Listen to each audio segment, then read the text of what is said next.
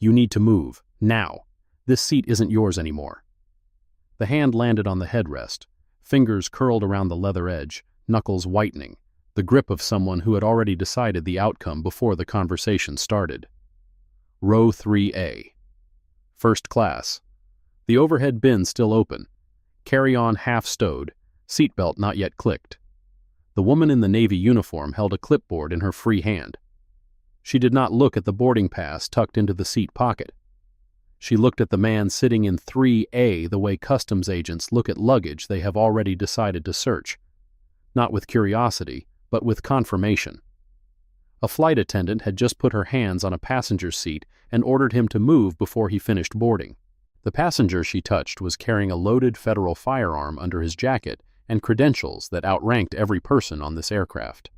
The gate agent's voice still echoed through the jet bridge behind him, tinny through the speaker. Final boarding, Flight 2187, service to Seattle. All passengers should now be on board. 9:41 p.m.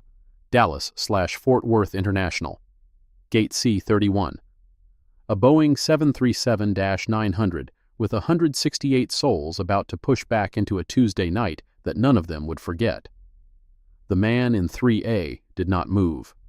He was 41, 6'1", business casual, navy polo under a charcoal blazer, dark jeans, leather loafers that had been polished that morning in a hotel room near the airport. No jewelry except a watch with a titanium case and a second hand that swept in 1-second intervals. Clean-shaven, glasses with thin wire frames. The kind of man who could sit in an airport lounge for 6 hours and no one would remember his face. That was the point. His name was Colton Breaux. 12 years with the Federal Air Marshal Service. Former Army Military Police, Fort Liberty. He had boarded 742 commercial flights in the past decade, carrying a concealed Sig Sauer P229 in a holster pressed against his left ribcage, and a credential case sealed in his jacket's interior pocket that he had not opened since clearing the Federal Flight Deck Officer checkpoint at DFW 90 minutes ago. He did not open it now. "Sir." The word came out clipped, performative, the courtesy of someone who had already revoked it. "I need you to collect your belongings and relocate to 22C. We have a seating adjustment." The woman's name tag read, Kendrick, Lead Flight Attendant. 20-year pin on her lapel, a small gold wings and star emblem that most passengers never noticed. Her posture said seniority. Her tone said authority. Her eyes, moving from his face to his hands to the overhead bin and back to his face, said something else entirely. Colton looked at his boarding pass, looked at the seat number printed on it, looked at the seat number on the overhead panel. All three said the same thing, 3A. "My boarding pass shows this seat," he said. His voice was level, unhurried, the cadence of someone trained to de-escalate by never escalating first. "There's been a change. Operational adjustment." Kendrick pulled a printed manifest from her clipboard and held it at an angle he could not read. 22C is available. Middle seat, but it's what we have. First class to a middle seat in economy. No explanation, no rebooking code, no apology. Behind Kendrick, a woman in a cream cashmere sweater watched from 2D Platinum frequent flyer tag on her carry-on. Phone already in her hand, the screen tilted at an angle that suggested she was recording or preparing to.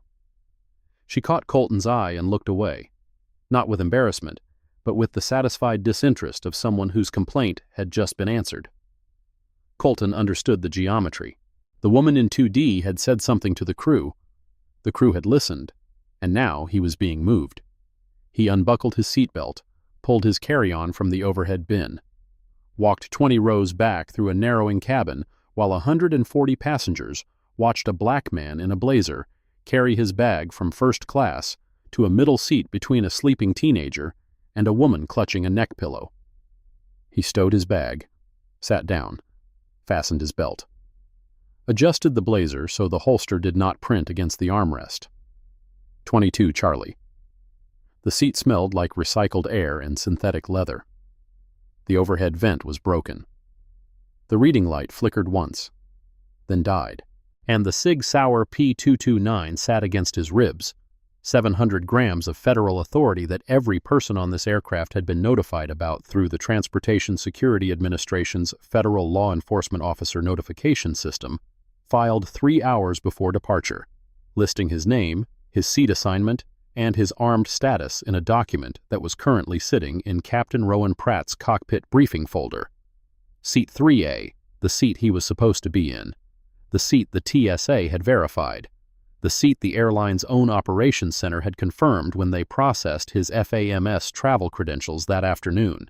He was now 20 rows away from that seat, wedged into economy, watching a flight attendant who had just relocated a Federal Air Marshal without checking the one document that would have told her exactly who she had moved and exactly why that was a mistake she could not undo.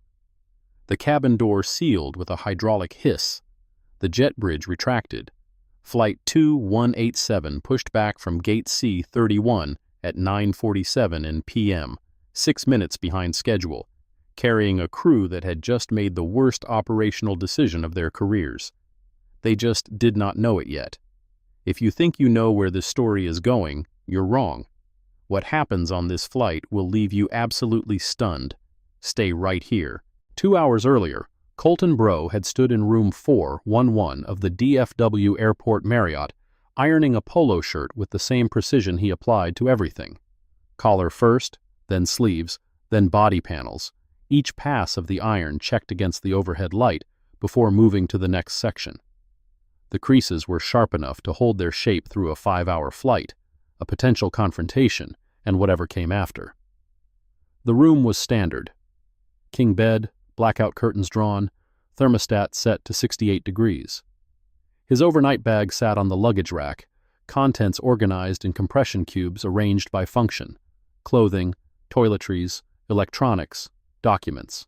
The SIG was field stripped on the desk: slide, barrel, recoil spring, frame, laid out on a microfiber cloth in the exact order the Army had taught him 20 years ago. He reassembled it without looking, hands moving through a sequence so practiced the motions were indistinguishable from breathing. Magazine loaded, chamber checked, holster secured. The weight settled against his ribcage like a second heartbeat.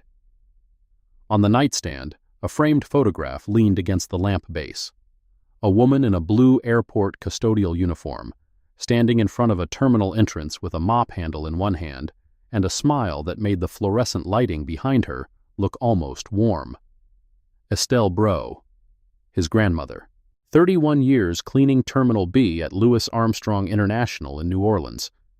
She had mopped the floors that first-class passengers walked across without seeing her, had emptied the trash cans they filled without acknowledging her, had polished the windows they looked through while she stood on the other side, invisible. She died 3 years ago. Colton carried her photograph in his overnight bag on every assignment, not superstition, memory, a reminder that the airports he moved through as an armed federal officer were the same spaces she had moved through as a woman with a mop, and the difference between their experiences was not competence or character, but the accident of a badge that one carried, and the other never had the chance to earn. He packed the photograph into his bag, zipped it closed, checked the room, left to right, then a slow scan of the perimeter, the way he checked every space he occupied, every gate he approached, every aircraft he boarded. Corners, exits, sight lines, potential cover. Habit, not paranoia. The distinction mattered to him even if no one else noticed. At the airport, he cleared the Federal Law Enforcement Officer checkpoint at 7:52 p.m. The TSA supervisor verified his credentials, logged his armed status, and transmitted the notification to the Airline Operations Center and the cockpit crew. Standard protocol. Form 4509.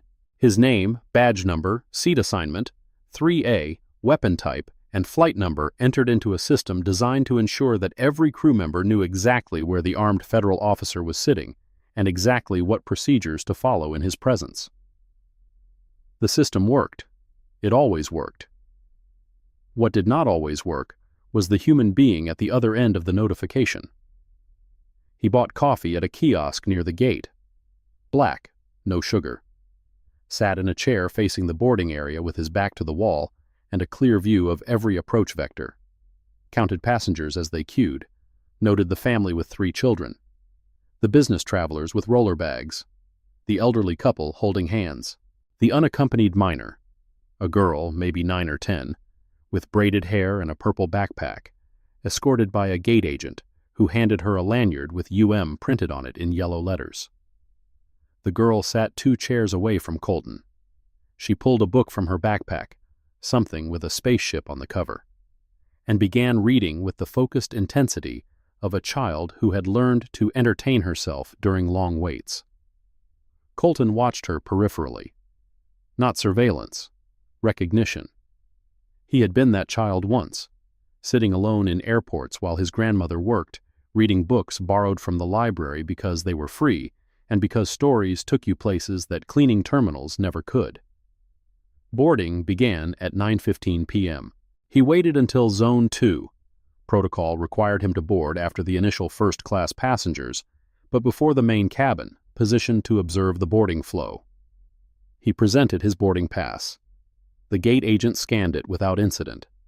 He walked down the jet bridge, turned left into the aircraft, and found 3A first class. Window seat. The overhead bin directly above his position. Sight line to the cockpit door, the forward galley, and the first 6 rows of the cabin. Optimal position for an air marshal, close enough to respond to a cockpit breach, far enough from economy to avoid the congestion that slowed movement during incidents. He stowed his bag, sat down, began the silent checklist he performed on every flight. Exits, emergency equipment locations, crew positions, passenger distribution by row. His eyes moved in a pattern, forward to aft, left to right, then the reverse, cataloging faces, postures, luggage sizes, anything anomalous. Nothing anomalous. Just passengers settling in for a red-eye from Dallas to Seattle. Ordinary. Unremarkable. The kind of flight that filled his logbook with entries that said no incident in the remarks column. Then the woman in 2D had leaned forward and said something to the flight attendant passing through the aisle. The flight attendant, young, male, name tag reading Loomis, had glanced at Colton, then back at the woman, then disappeared into the forward galley. 45 seconds later, Kendrick appeared at his row with a clipboard and a hand on his headrest. And now he was in 22C. The aircraft reached cruising altitude at 10:21 p.m. The seatbelt sign chimed off.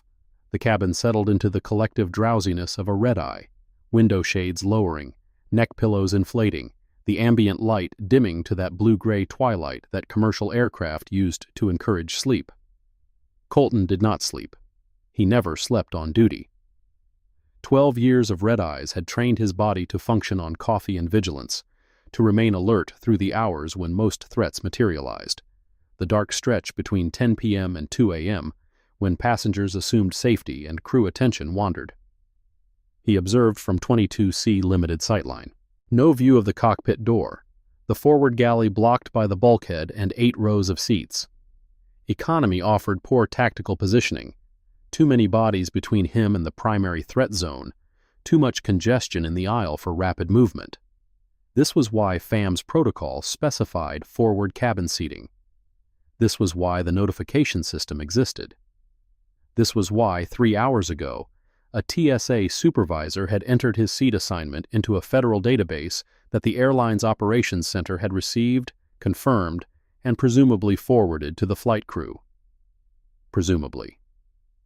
From his middle seat, he could see the back of Kendrick's head as she moved through the forward galley. She had not returned to check on him, had not offered a drink, a pillow, a blanket, the standard courtesies extended to every passenger, regardless of cabin class. He had become invisible the moment he moved from row 3 to row 22. The teenager beside him slept with headphones on, chin resting on his chest. The woman with the neck pillow had reclined her seat without asking and was now breathing the deep, measured rhythm of someone who had taken something pharmaceutical before boarding. Colton pulled his blazer closer, adjusted the holster, checked his watch. 10:34 p.m. 5 hours and 26 minutes to Seattle. He settled in to wait. Patience was not a skill he had learned.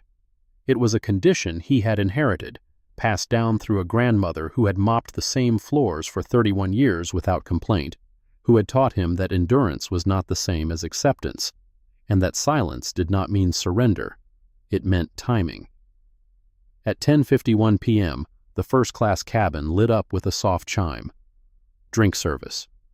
Colton could hear the clink of glassware, the murmur of Kendrick's voice, offering beverages with a warmth that had been entirely absent during their interaction at the headrest. Professional courtesy applied selectively, calibrated to the perceived value of the recipient. In economy, the service card appeared 20 minutes later. Loomis, the young flight attendant who had been the intermediary between the woman in 2D and Kendrick, pushed the cart down the aisle with the mechanical efficiency of someone performing a task that was beneath his interest. He reached row 22, stopped, looked at the sleeping teenager, the drugged woman, and Colton. "Anything for you?" "Water, please." Loomis poured water into a plastic cup, not the glass tumbler used in first class, but the 8-ounce disposable cup reserved for economy, and handed it across the teenager's sleeping form without making eye contact. "And could I get a blanket?" Colton asked. The vent above his seat was blowing directly onto his neck, and the broken adjustment knob made it impossible to redirect. Loomis glanced at the overhead panel. "We're out of blankets in this section. You can ask the gate agent in Seattle for a complaint form." He moved the cart forward, next row. Colton drank the water, set the empty cup in the seat pocket. Noticed something that had not been there during boarding: a small bottle. Airline-branded mini liquor bottle, vodka, the seal intact, but the cap loosened as though it had been opened and reclosed. He had not ordered alcohol, had not carried alcohol onto the aircraft, had not consumed alcohol in 18 hours. FAM's regulations prohibited consumption within 8 hours of duty, and Colton, who followed regulations the way his grandmother had followed cleaning schedules, maintained a 24-hour buffer as personal policy. The bottle sat in his seat pocket like a planted flag. He picked it up between 2 fingers, holding it by the cap edge to preserve whatever prints were on the body. Examined it under the flickering reading light. Manufacture date stamped on the base. Lot number. The seal ring showed micro tears consistent with being twisted open and then reseated. Not a factory defect, but a deliberate manipulation. Someone had placed this bottle in his seat pocket between boarding and drink service. The only people who had been in this row during that window were the sleeping teenager, the sedated woman, and the flight crew who had passed through the aisle during taxi and ascent.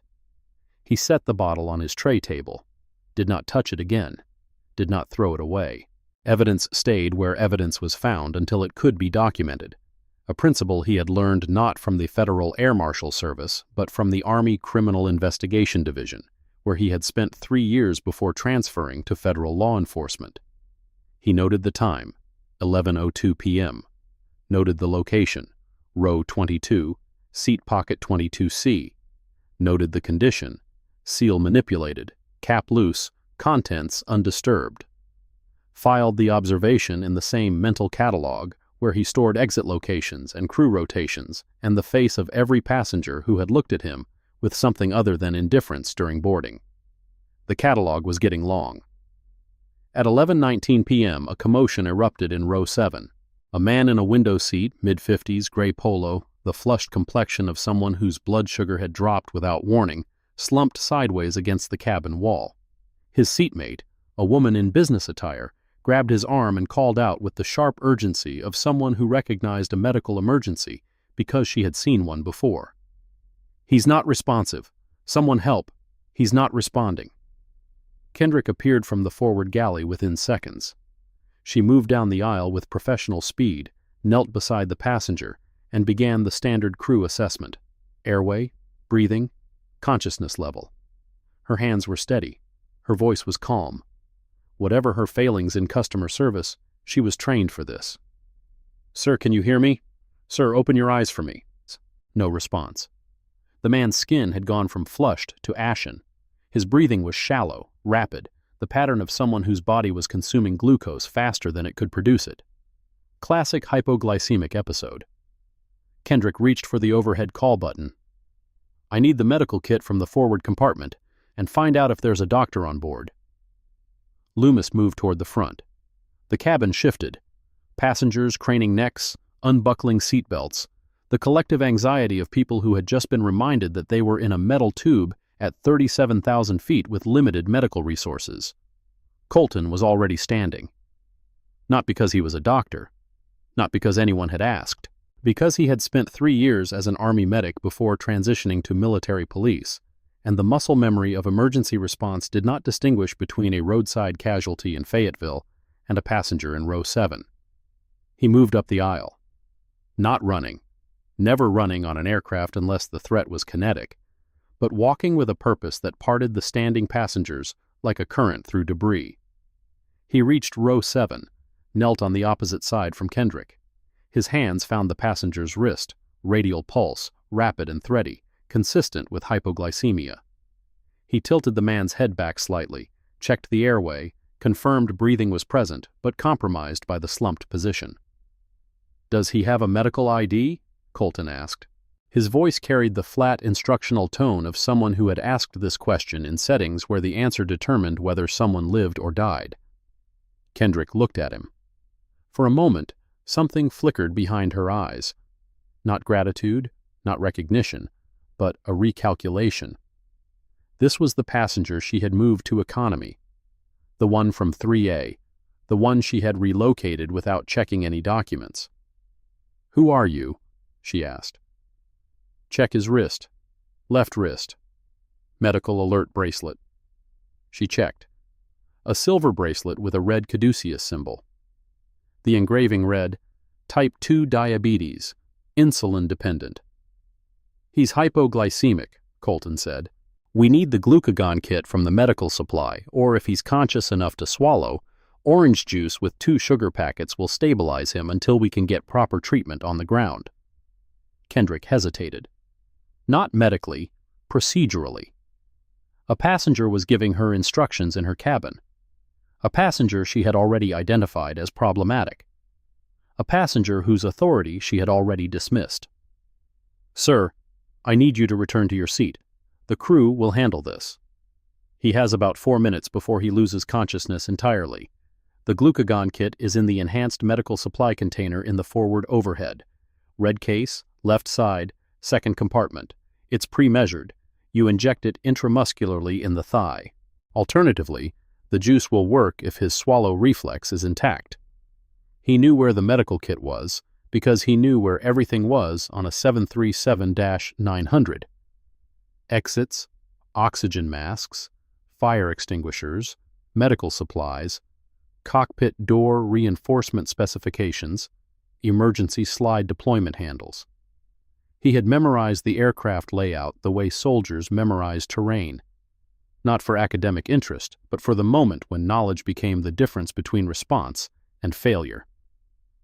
Kendrick stared at him for 2 full seconds. Then she turned to Loomis, who had returned with the basic first aid kit instead of the enhanced medical supply. "Get the red case. Forward overhead. Left side." Loomis went, returned. Colton guided the administration, not touching the kit himself, maintaining the boundary between passenger and crew, but directing with a precision that made Kendrick's hands the instruments of his knowledge. The glucagon injection went into the man's thigh at 11:24 p.m. Within 90 seconds, his color began returning. Within 3 minutes, his eyes opened. Within 5, he was sitting upright, drinking orange juice through a straw, confused but stable. "Thank you," the man's seatmate said, looking at Colton with an expression that was equal parts relief and bewilderment. "Are you a doctor?" "No, ma'am." He returned to 22C, sat down, adjusted his blazer. The holster had shifted slightly during the kneeling, and he repositioned it with a movement so subtle the sleeping teenager beside him did not stir. From the forward galley, Kendrick's voice carried through the cabin interphone, the internal crew communication system that connected the flight attendant stations to the cockpit. Colton could not hear the words, but he could hear the tone.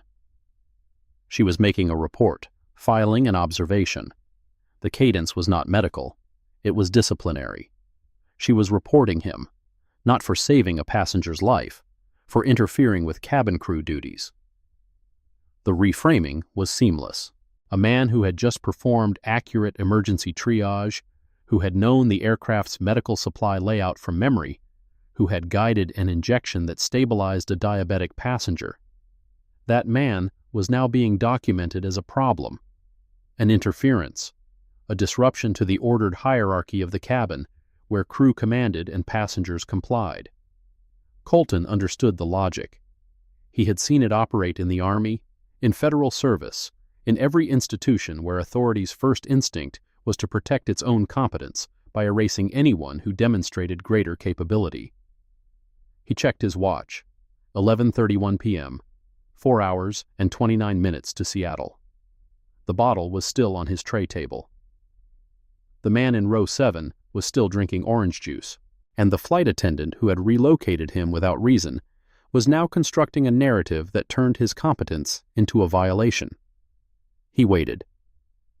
If this story already has you hooked, hit that subscribe button now. What's coming next will make everything you've just seen look like the warm-up. At 11:48 p.m., the woman from 2D appeared in the economy cabin. She moved down the aisle with the deliberate pace of someone who wanted to be noticed. Cream cashmere sweater, pearl studs, a leather handbag that cost more than most passengers' tickets. She stopped at row 22 and looked down at Colton with an expression that combined concern and satisfaction in proportions that made the concern entirely performative. "Excuse me." Her voice was pitched to carry, not shouting but calibrated to reach the passengers in surrounding rows. "I just want you to know, I saw what you did up there, with the sick man." Colton looked up. "He's doing better." "That's not what I mean." She leaned closer, one hand gripping the headrest of 21C. "You shouldn't have been up there. You're not crew. You're not a doctor. What if something had gone wrong? What if he'd had a reaction to whatever you told them to inject?" "Glucagon, standard treatment for severe hypoglycemia." "That's my point. You knew what it was called. You knew where the kit was. Normal passengers don't know that." She straightened up, her voice rising half a register. "I find that concerning." The word landed with the precision of a planted device. Concerning. Not grateful. Not impressed. Concerning. The vocabulary of someone who had learned that the right word, delivered in the right tone to the right authority, could transform assistance into suspicion and helpfulness into threat. Colton said nothing. He had learned, from 12 years of commercial aviation, from 20 years of being a black man in spaces where his presence required justification, that silence was sometimes the only response that could not be weaponized against him. The woman, Margot Hollister, though he did not yet know her name, turned and walked back toward first class. Her phone was in her hand again, thumb moving across the screen. Typing, documenting, building a record that would serve whatever purpose she had decided this encounter would serve. From 8D, the unaccompanied minor, the girl with braided hair and the purple backpack, watched the exchange.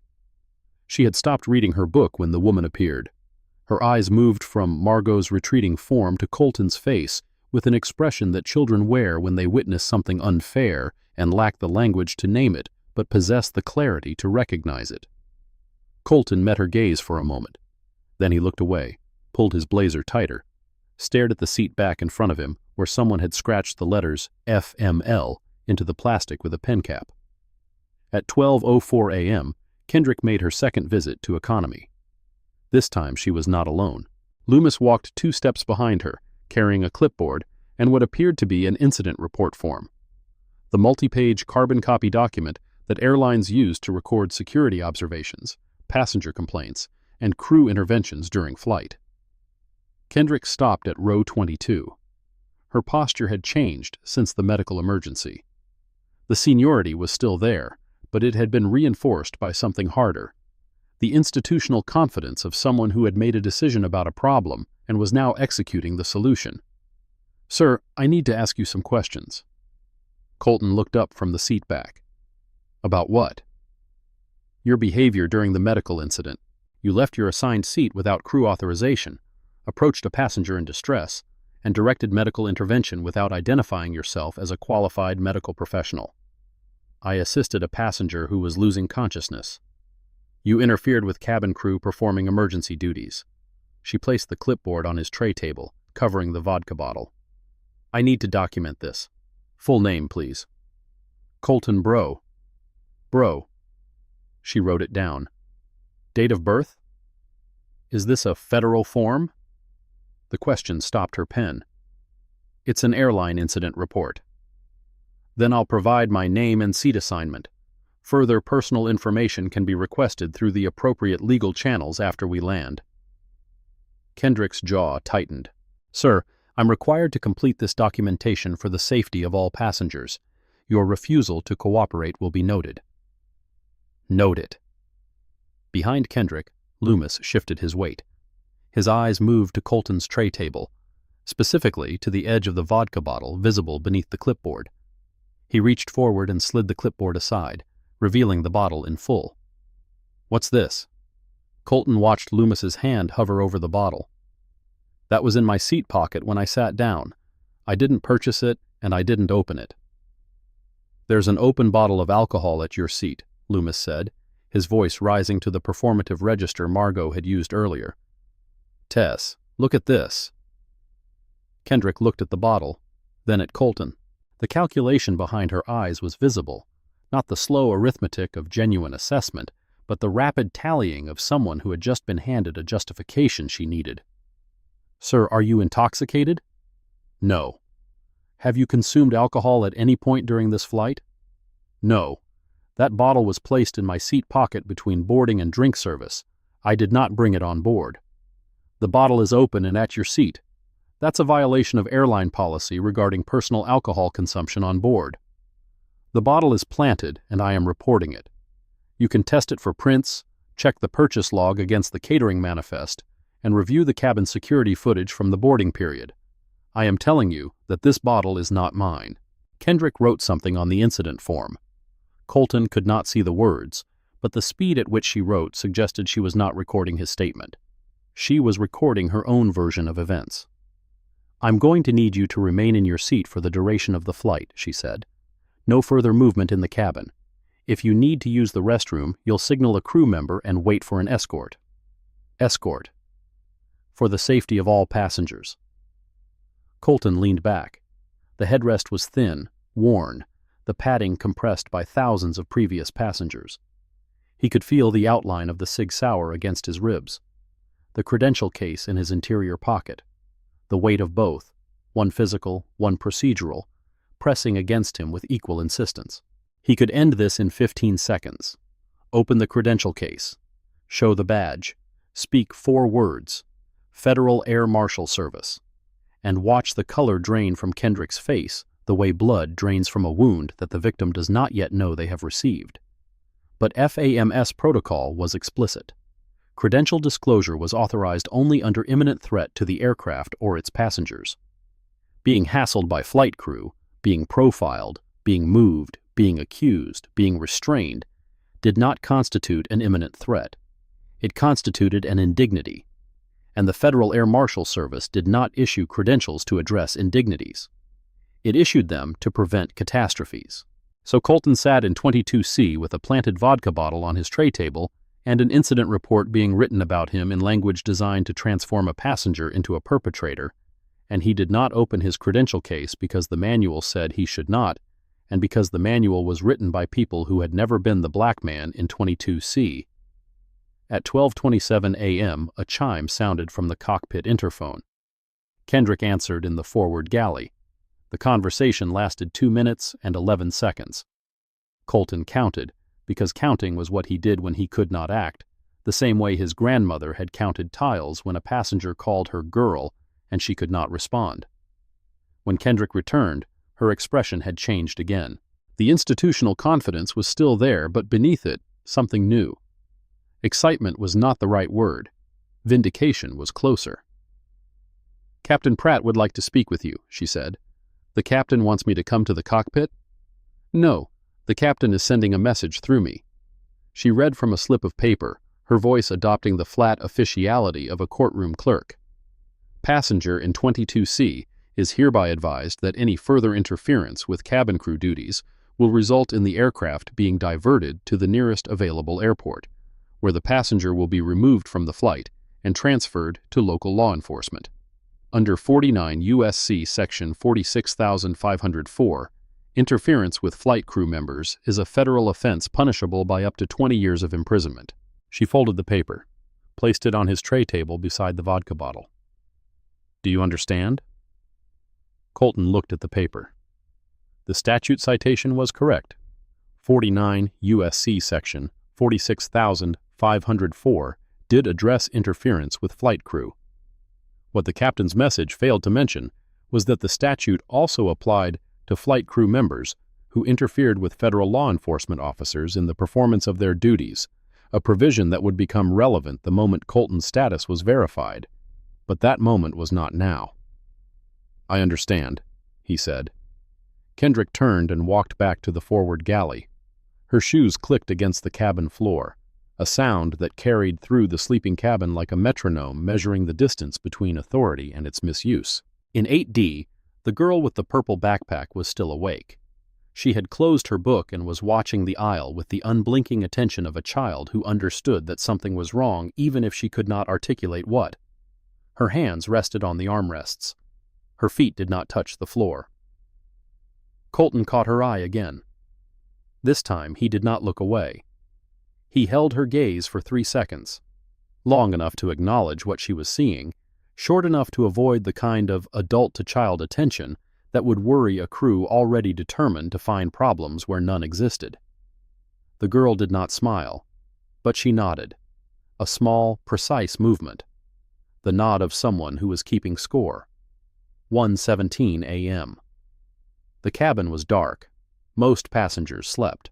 The ambient noise of the engines filled the silence with a constant, low-frequency vibration that masked whispered conversations and muffled the sounds of movement in the aisle.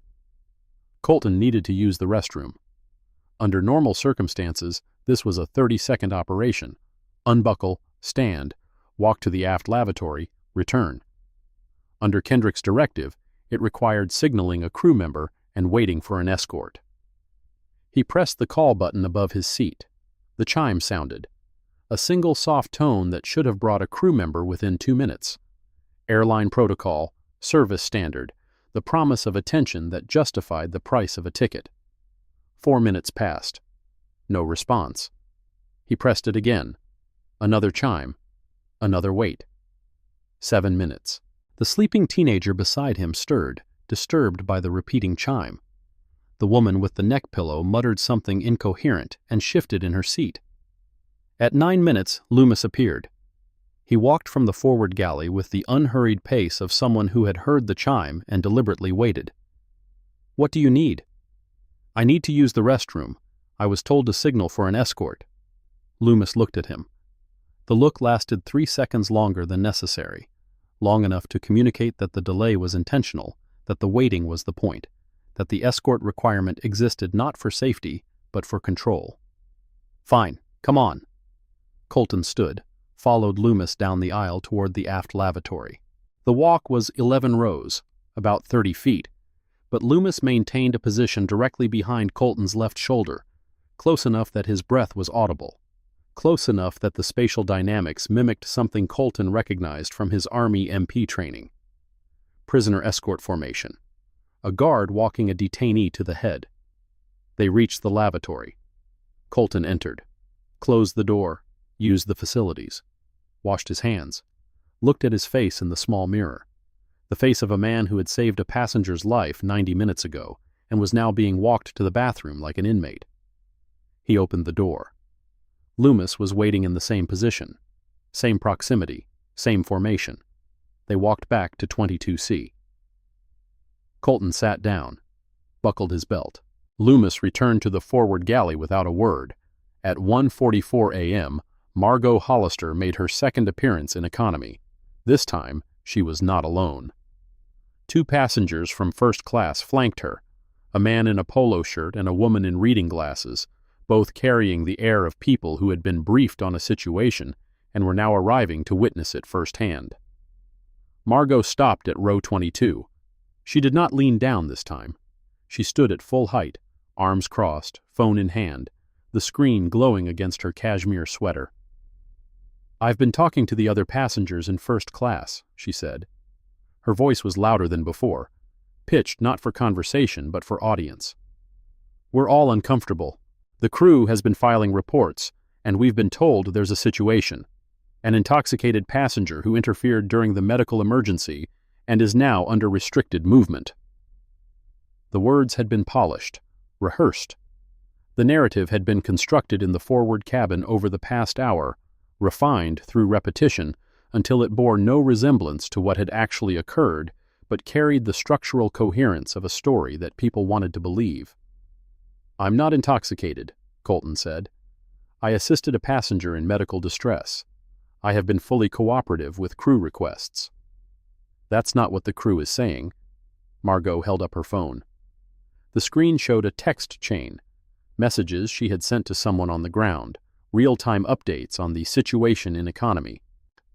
"I've already contacted the airline's customer service line. They're aware, and I've documented everything." "You've documented your version of everything?" "Excuse me?" "You filed a complaint about my presence in first class before the flight left the gate.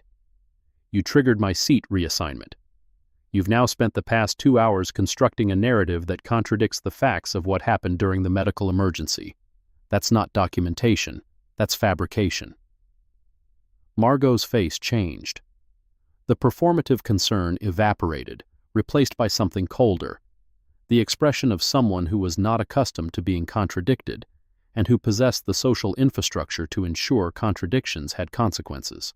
"I'm going to recommend that the captain divert this aircraft," she said, "for the safety of everyone on board." "On what basis?" "On the basis that you just threatened me." "I stated facts." "I felt threatened. That's enough." She turned and walked toward the forward galley, flanked by her witnesses, her phone already at her ear. The man in the polo shirt glanced back at Colton with an expression that contained equal parts discomfort and complicity, the look of someone who knew they were participating in something wrong, but lacked the courage to say so. In 8D, the girl with the purple backpack was sitting upright. She had unbuckled her seatbelt and turned in her seat to face the aisle. Her book was closed. Her hands were folded in her lap. She was watching Margot walk away with the same unblinking attention she had given every previous confrontation. Then she looked at Colton, and in that look, in the wide, dark eyes of a 9-year-old child who was watching a man who looked like her father, or her uncle, or her neighbor be systematically degraded by people who assumed that authority and skin color were the same thing, Colton saw what silence cost. Not to him. He was trained for this, conditioned by years of institutions that required him to absorb indignity without response, to carry a firearm and federal credentials and the weight of both without ever using either to defend his own dignity. But to her, to the child who was learning, in real time, on a commercial aircraft at 37,000 feet, that compliance did not protect you. That politeness did not shield you. That being right and being calm and being helpful did not prevent people from treating you as though you were none of those things. She was learning what his grandmother had known for 31 years in Terminal B. That the floors got dirty again, no matter how well you mopped them. That the people who walked across your work never saw you. That the system was not broken. It was built. Colton looked at the girl. He did not smile. He did not nod. But he made a decision.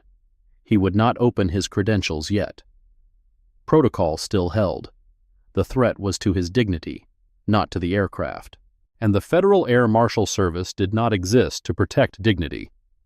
But when the moment came, when the situation crossed the line from indignity to danger, from personal to operational, he would act with a precision that would make every person who had participated in this evening's theater understand exactly what they had done and exactly who they had done it to. He would not do it for himself. He would do it for the girl in 8D, for the lesson she needed to see completed, for the ending she deserved. And that moment was coming, sooner than anyone on this aircraft expected. 2:07 a.m. Kendrick emerged from the cockpit area with Loomis at her side.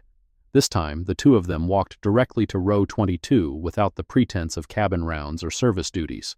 Kendrick carried a pair of plastic flex cuffs, the commercial aviation equivalent of restraints, authorized for use on passengers who posed an imminent threat to the safety of the aircraft. Colton saw the cuffs from 10 rows away. His training activated.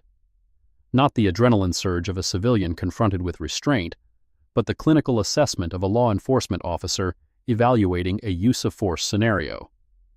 Threat level, legal authority, proportionality, escalation trajectory, flex cuffs on a compliant passenger who had committed no offense, no verbal warning, no final opportunity to comply with a specific directive. Just two crew members walking toward him with restraints in hand, like they were approaching a problem that had already been solved in their minds and just needed to be executed in reality. "Sir, stand up." Kendrick's voice carried the authority of someone who believed she was about to end a problem. "Turn around and place your hands behind your back." "On what grounds?" Captain's authority under 49 U.S.C. Section 44,902. You are being restrained for the safety of the aircraft pending diversion to the nearest available airport. I have not made any threats. I have not interfered with the flight. I assisted a medical emergency at your crew's direction. I have complied with every instruction you have given me, including the seat change and the escort requirement. Name the specific behavior that constitutes a threat. Kendrick did not name a specific behavior. She reached for his left arm. Colton's hand came up. Not a strike, not a push, but a block. His forearm intercepted her wrist with the controlled geometry of someone who had practiced defensive restraint techniques until the movements were as automatic as breathing. The contact lasted less than a second. Her hand stopped. His hand redirected. The flex cuffs stayed in her grip. "Do not touch me," he said. His voice did not rise, it lowered, dropping to the register that instructors at the Federal Law Enforcement Training Center taught as command presence. Quiet authority. The voice that made people comply not because it was loud, but because it was certain. Loomis stepped forward.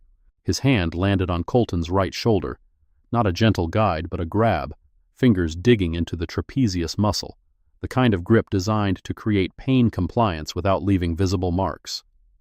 Colton's response was immediate and minimal. He rotated his right shoulder inward, breaking Loomis's grip through biomechanics rather than force. The motion turned Loomis's own momentum against him, sending the younger man stumbling half a step forward into the armrest of 21C. "I said do not touch me." Same voice, same register. No escalation in volume, but the command presence had shifted into something harder. The tone of someone who was giving a final warning and meant it. Loomis regained his balance.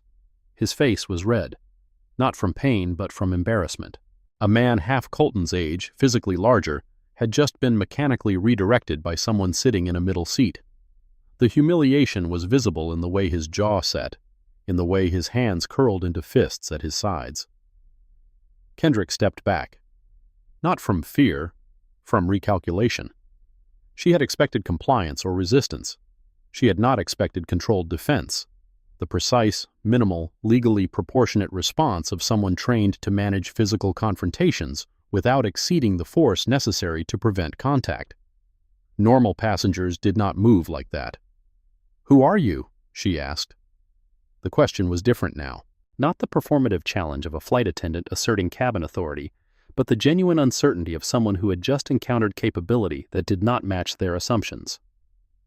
"I'm a passenger in 22C, Colton said, "a seat you assigned me after removing me from my ticketed seat without explanation. I am cooperating with your instructions. I am not interfering with your duties, and I will not be physically restrained without lawful cause. If you want to divert this aircraft, that is the captain's prerogative under 49 U.S.C. Section 44,902. But flex cuffing a compliant passenger is not authorized under that statute, and the cockpit voice recorder will reflect every word of this exchange." The cockpit voice recorder. The phrase landed differently than everything else he had said, because it implied knowledge, not opinion, not complaint, but operational knowledge of aircraft systems and their evidentiary function. A passenger would know that planes had black boxes. A lawyer might know that the CVR recorded cockpit audio. But knowing that the CVR would reflect the content of a crew interphone conversation required understanding the aircraft's communication architecture, which microphones fed, which recorders, which channels were preserved, and which were transient. That was not passenger knowledge. Kendrick's eyes narrowed. She looked at Loomis. Some signal passed between them, not verbal, but the kind of communication that develops between crew members who have worked together long enough to coordinate without speaking. Loomis retreated toward the forward galley. Kendrick remained at row 22, but she did not reach for Colton again. The flex cuffs stayed in her hand, unused. "The captain will be informed of your refusal to comply," she said. "Please inform him. And please inform him that I am requesting the specific incident number being assigned to this report, the names of all crew members involved, and a copy of the notification form that was filed with the Airline Operations Center prior to departure. I'll also need the catering manifest for this section, specifically the count and distribution of complimentary spirits served to economy-class passengers on tonight's service." The requests were specific, precise, the language of someone who knew what documents existed, what they contained, and what discrepancies between them would reveal. Kendrick turned and walked away. The flex cuffs disappeared into the galley. The interphone chimed. In the cockpit, Captain Rowan Pratt was about to receive a report that would force him to make a decision that would be recorded on the CVR, preserved in the airline's maintenance and operations logs, and eventually reviewed by the FAA, the TSA, and a federal investigator whose name Pratt did not yet know, but whose authority exceeded everything in his aircraft. At 2:22 a.m., the PA system activated. "Ladies and gentlemen, this is Captain Pratt. I apologize for the interruption. Due to a security concern on board, we will be making an unscheduled stop in Denver. Please remain in your seats with your seatbelts fastened. We expect to be on the ground in approximately 40 minutes. Flight crew, secure the cabin for arrival." The announcement woke most of the sleeping passengers. The cabin filled with the rustle of confusion, seatbelts clicking, whispers spreading, the collective anxiety of 168 people who had just been told their routine red-eye was no longer routine. From row 22, Colton watched the cabin lights come up, watched Kendrick and Loomis move through the aisle securing overhead bins and checking seatbelts with the brisk efficiency of crew preparing for an unplanned landing. Watched Margot Hollister in the forward cabin lean toward the passenger beside her with a smile that said, "I told them so." And in 8D, the girl with the purple backpack gripped her armrests with both hands, her book fallen to the floor, her eyes wide with the fear of a child who did not understand why the plane was going down early, but understood that the man who had helped the sick passenger was somehow responsible for it. The 737 banked left. Denver Approach Control assigned them a priority vector. The descent began, controlled, standard, the aircraft performing exactly as designed while the people inside it operated far below their design specifications. Colton felt the altitude change in his ears, felt the pressure shift, felt the Sig Sauer settle slightly against his ribs as gravity redistributed weight during the bank. He thought about the girl, about the letter her mother would write, about his grandmother in Terminal B mopping floors while planes landed and took off carrying people who never saw her. He thought about the credential case in his interior pocket. The 4 words he had not yet spoken. 4 words that would end this. 4 words that would begin something else entirely. The aircraft descended through the darkness toward Denver, carrying a crew that believed they were removing a threat and a federal officer who knew they were creating one. You will not want to miss what happens when this plane touches down. Subscribe now and stay right here. The next part changes everything. 2:39 a.m. The aircraft crossed into Colorado airspace. The cabin was fully lit now, the pretense of a red-eye abandoned in favor of the harsh overhead fluorescence that turned every face into a study of exhaustion and anxiety. Kendrick moved through the cabin one final time. She stopped at each row to deliver the same message. Reassurance wrapped in authority, the professional performance of control during a situation she had engineered.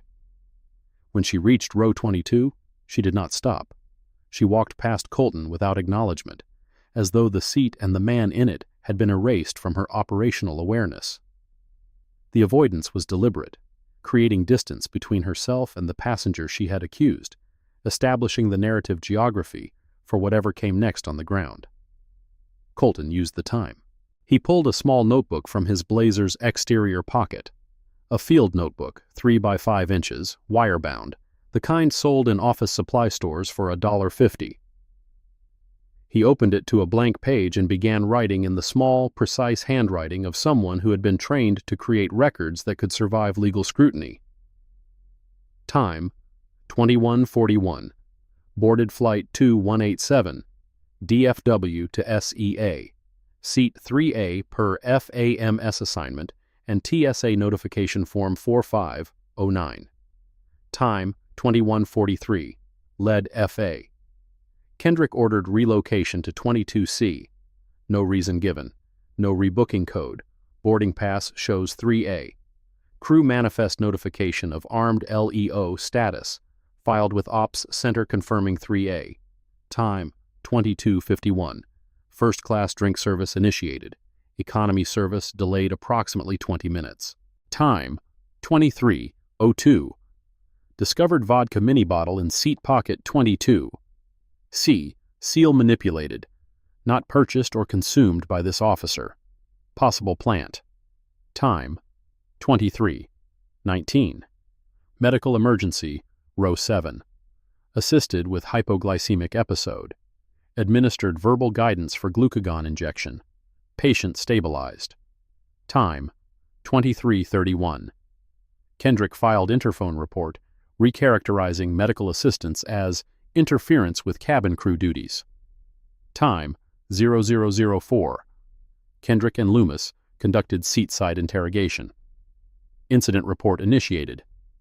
Vodka bottle noted as evidence of intoxication. My denial recorded, but likely not reflected in crew documentation. Time, 0027. Kendrick delivered captain's warning re. 49 U.S.C. section 46,504. Time, 0144. Passenger Hollister, 2D, made second contact. Characterized medical assistance as threat. Announced intention to request diversion. Time, 2:07. Kendrick and Loomis attempted flex cuff restraint. No lawful basis stated. Physical contact initiated by crew, shoulder grab by Loomis, wrist approach by Kendrick. Defensive block and redirection employed. Minimal force. No injury to crew. Time, 2:22. Captain announced diversion to DEN. Security concern cited. He closed the notebook, returned it to his pocket. The record was analog. No battery to die, no screen to crack, no digital file to delete. Paper and ink, the oldest form of receipt, the kind that survived institutional erasure because it was too simple to hack. The descent continued. Through the window of 22A, across the sleeping teenager and the sedated woman, Colton could see the lights of Denver spreading across the high plains like a circuit board.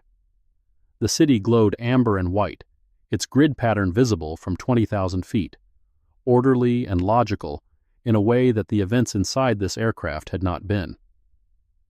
At 2:51 a.m., a sound came from the aft section of the cabin. Not a cry, not a shout. A thud, heavy, percussive, the sound of a human body colliding with a hard surface at velocity.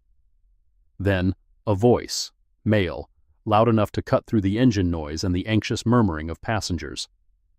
"Open this! Open it now!" Colton was out of his seat before the second sentence ended.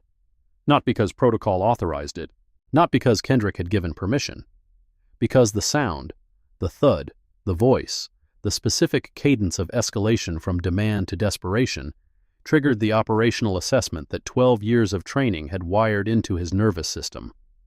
Someone was trying to force a door in the aft section of the aircraft. He moved down the aisle toward the back of the plane. Fast. Controlled. The blazer unbuttoned, his right hand clearing the fabric from his left side where the holster sat, not drawing the weapon, not yet, but ensuring access if the assessment escalated from disruption to threat. Passengers pressed against their seats as he passed. Some looked confused. Some looked terrified. One man in an aisle seat reached for his arm, trying to stop him, and Colton sidestepped the hand without breaking stride. The aft galley came into view. The service door, the one that connected the rear cabin to the tail section maintenance access, was being struck from the inside. Someone was on the other side, hitting the door with what sounded like a shoulder or a fist, and the latch, a simple mechanical lock designed to prevent accidental opening, not to withstand deliberate assault, was flexing with each impact. A passenger stood in the last row, back pressed against the lavatory door, eyes wide. A flight attendant, not Kendrick, not Loomis, a third crew member whose name tag read Fuller, stood frozen in the galley, her hands gripping the service cart as though it were a barricade. "How long?" Colton asked Fuller. He went back there 5 minutes ago. Said he was looking for the bathroom. The rear lav was occupied, and he went through the service door. I didn't see him until—" Another thud. The latch bent visibly. "Has anyone called the cockpit?" "I tried. The interphone is busy. Tess has been on it since—" "Use the PA handset. Code red. Tell the captain there's an unauthorized individual attempting to breach the aft service door. Tell him to lock the cockpit." Fuller stared at him. "Who are you?" "Someone who knows what happens if that door gives way. Use the PA. Now." Fuller's hand found the PA handset. Her voice came through the speakers, shaking but functional. "Flight deck, code red, aft cabin. Unauthorized access attempt at aft service door. Request cockpit lockdown." Colton positioned himself 3 feet from the service door, feet shoulder width, weight on the balls. The posture of someone who had stood in doorways before, in Kandahar, in Kabul, in federal training scenarios where the person on the other side of the door was not always a confused passenger. The door burst open. A man came through, mid-30s, athletic build, wearing a hooded sweatshirt and track pants. His eyes were dilated. His movements were erratic, the jerky, unpredictable kinematics of someone in the grip of a stimulant or a psychotic break or both. He held a piece of the door's interior panel in one hand, a jagged piece of molded plastic that he had torn from the wall, sharp enough to cut, crude enough to be classified as an improvised weapon under federal aviation security protocols. "Nobody move." The man's voice was hoarse, raw, the voice of someone operating in a mental space where normal restraints, social, rational, self-preservative, had been suspended. "I want off this plane. I want off." Behind Colton, passengers screamed. The sound was piercing, the collective fear of a confined space suddenly breached by threat. Bodies pressed back, seatbelts clicked. The ancient human response to danger compressed into the narrow geometry of an aircraft cabin. Fuller dropped the PA handset. The man with the plastic shard took a step forward. Colton did not draw his weapon. The decision was instantaneous and deliberate. Drawing a firearm in a pressurized aircraft cabin at cruising altitude was a last resort action. The bullet would stop the threat, but a missed round or an over-penetration could compromise the fuselage, and at 28,000 feet during descent, structural compromise was a threat to every soul on board. Instead, he used what 12 years of close-quarters training had made his primary weapon, his body. He stepped forward to meet the man's advance. His left hand caught the man's weapon arm at the wrist, not gripping, but redirecting, guiding the arc of the swing away from the cabin and toward the galley wall where it could do no harm. His right arm wrapped around the man's torso from the side, a clinch hold, controlling the center of mass, removing the man's ability to generate force with his upper body. The man swung. The plastic shard raked across Colton's left forearm, shallow, a surface laceration that bled but did not compromise function. Colton absorbed the contact, maintained the clinch, drove the man backward into the galley counter with controlled force. Not a slam, not a throw, but a steady pressure that used the man's own resistance against him. The man's legs buckled. Colton followed him down, transitioning from standing clinch to ground control, knee across the man's lower back, left hand pinning the weapon arm, right hand controlling the head to prevent the man from biting or headbutting. "Drop it." 2 words. Command voice. The same register he had used with Kendrick and Loomis, but harder now, compressed by urgency into something that left no room for interpretation. The man thrashed. His free hand clawed at the galley floor. His legs kicked against the service cart, sending trays and cups cascading across the narrow space. But the control hold was unbreakable, a technique designed for exactly this scenario, practiced 1,000 times in training facilities where the mats were softer, but the physics were identical. "I said drop it!" The plastic shard clattered to the floor. Colton kicked it away with his right foot, sending it spinning beneath the service cart where it could not be retrieved. Fuller, the restraint kit, blue bag, overhead compartment, right side of the galley. Fuller, who had been pressed against the lavatory door, paralyzed, blinked, then moved, found the bag, opened it. Inside, 2 sets of commercial restraint cuffs, antiseptic wipes, latex gloves, an incident report card. Colton secured the man's wrists behind his back using the cuffs from the kit, checked the fit, 2-finger clearance, no circulatory compression. Rolled the man onto his side to prevent positional asphyxia, checked his breathing, rapid but present, checked his pupils, dilated, uneven, the asymmetry suggesting substance involvement rather than psychiatric crisis.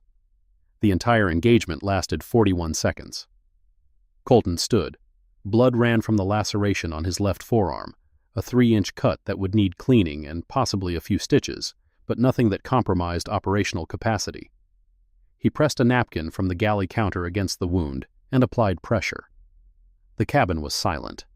Not the peaceful silence of a red-eye at cruising altitude, but the stunned silence of 168 people who had just watched a man they thought was a troublesome passenger neutralize a genuine security threat with the efficiency of someone who had done it before. And then, from the forward galley, Kendrick appeared. She stood at the edge of the economy cabin, looking at the scene, the restrained man on the galley floor, the blood on Colton's arm, the scattered trays, the terrified flight attendant Fuller still holding the open restraint kit. And on her face, not gratitude, not relief, not the expression of a crew member whose aircraft had just been protected by the man she had spent 4 hours trying to remove. Calculation. The rapid, visible computation of someone who was trying to figure out how to incorporate this development into the narrative she had already constructed. The story of a threatening, intoxicated, disruptive passenger who had been correctly identified and appropriately targeted for removal. Because if Colton was the hero of this moment, then Kendrick was the villain of everything that preceded it. And institutional self-preservation does not permit that conclusion. "You were supposed to stay in your seat," she said. Colton looked at her, blood dripping from his forearm onto the galley floor, a restrained threat behind him, a laceration earned in defense of the aircraft she served. "Yes," he said. "I was." He turned to Fuller. "Contact the cockpit. Inform Captain Pratt that the aft cabin threat has been neutralized. 1 passenger restrained, no firearms discharged. 1 crew member and 1 passenger require medical assessment on landing. Recommend maintaining diversion to Denver for law enforcement reception." Fuller nodded, reached for the PA handset again, then stopped. "Who are you?" she asked, for the second time. But the question meant something different now. Colton pressed the napkin harder against his forearm. The bleeding was slowing. The adrenaline was metabolizing. The training was releasing its hold on his nervous system, allowing the human underneath to feel what the operator had suppressed: the exhaustion, the pain, the deep weariness of a man who had spent 4 hours being degraded and 41 seconds being exactly what the degradation was designed to deny. "I'm the passenger in 22C, he said. But they both knew that was not the answer. And when this plane touched down in Denver, when the jet bridge connected and the doors opened and the people waiting on the other side stepped aboard with credentials that matched his own, and authority that exceeded everyone else's. The real answer would arrive with the force of something that had been delayed but never in doubt. In 8D, the girl with the purple backpack watched. Her hands still gripped the armrests. Her book still lay on the floor. But her eyes had changed. The fear was there. The fear that comes from turbulence and diverted flights and screaming passengers and men with sharp objects breaking through doors. But alongside the fear, something else. Something that looked like recognition, like the first glimpse of a word you have been trying to read for a long time, the moment when the letters stop being shapes and start being meaning. She was 9 years old. She did not know what a Federal Air Marshal was. She did not know about FAMS protocol or TSA notifications or concealed carry authorizations or 49 USC Section 44,917. But she knew what she had seen. A man who looked like her, treated like a threat, who turned out to be the only reason everyone on this aircraft was safe. The plane descended toward Denver. The lights of the city grew larger in the windows. The engines changed pitch as the flaps extended, and the landing gear deployed with a hydraulic thunk that vibrated through the fuselage. On the ground, the reception was already forming. Blue and red lights visible through the terminal windows.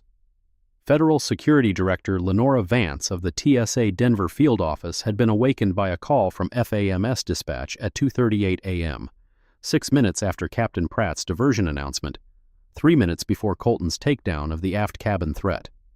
She had dressed, driven, and arrived at Denver International in 22 minutes, carrying a credential verification file, a dispatch confirmation, and a cockpit voice recorder preservation order signed by a federal magistrate who owed her a favor and answered his phone at 3 in the morning.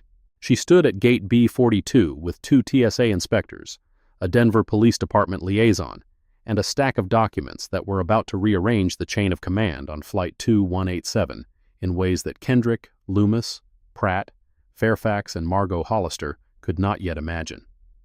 The wheels touched concrete at 3:11 a.m. Mountain Time, and everything that had been building since 9:41 p.m. in Dallas, the seat change, the planted bottle, the medical reframe, the flex cuffs, the diversion, the false accusation, and the real threat that exposed all of it, was about to converge on a jet bridge in Denver, where the people who had tried to remove a federal officer from his own flight would discover that the only person being removed tonight was their certainty that they had been right. The aircraft taxied to the gate. The seatbelt sign remained on. Passengers shifted in their seats, craning toward windows, trying to see the flashing lights, trying to understand what kind of welcome awaited them in a city that was not their destination. In the forward cabin, Margot Hollister put her phone away. She smoothed her cashmere sweater. She prepared the expression she would wear when the authorities boarded: concerned citizen, frightened passenger, a woman who had done everything right. In the cockpit, Captain Pratt reviewed his diversion log. The entries were clean, documented, procedurally defensible. He had acted on crew reports.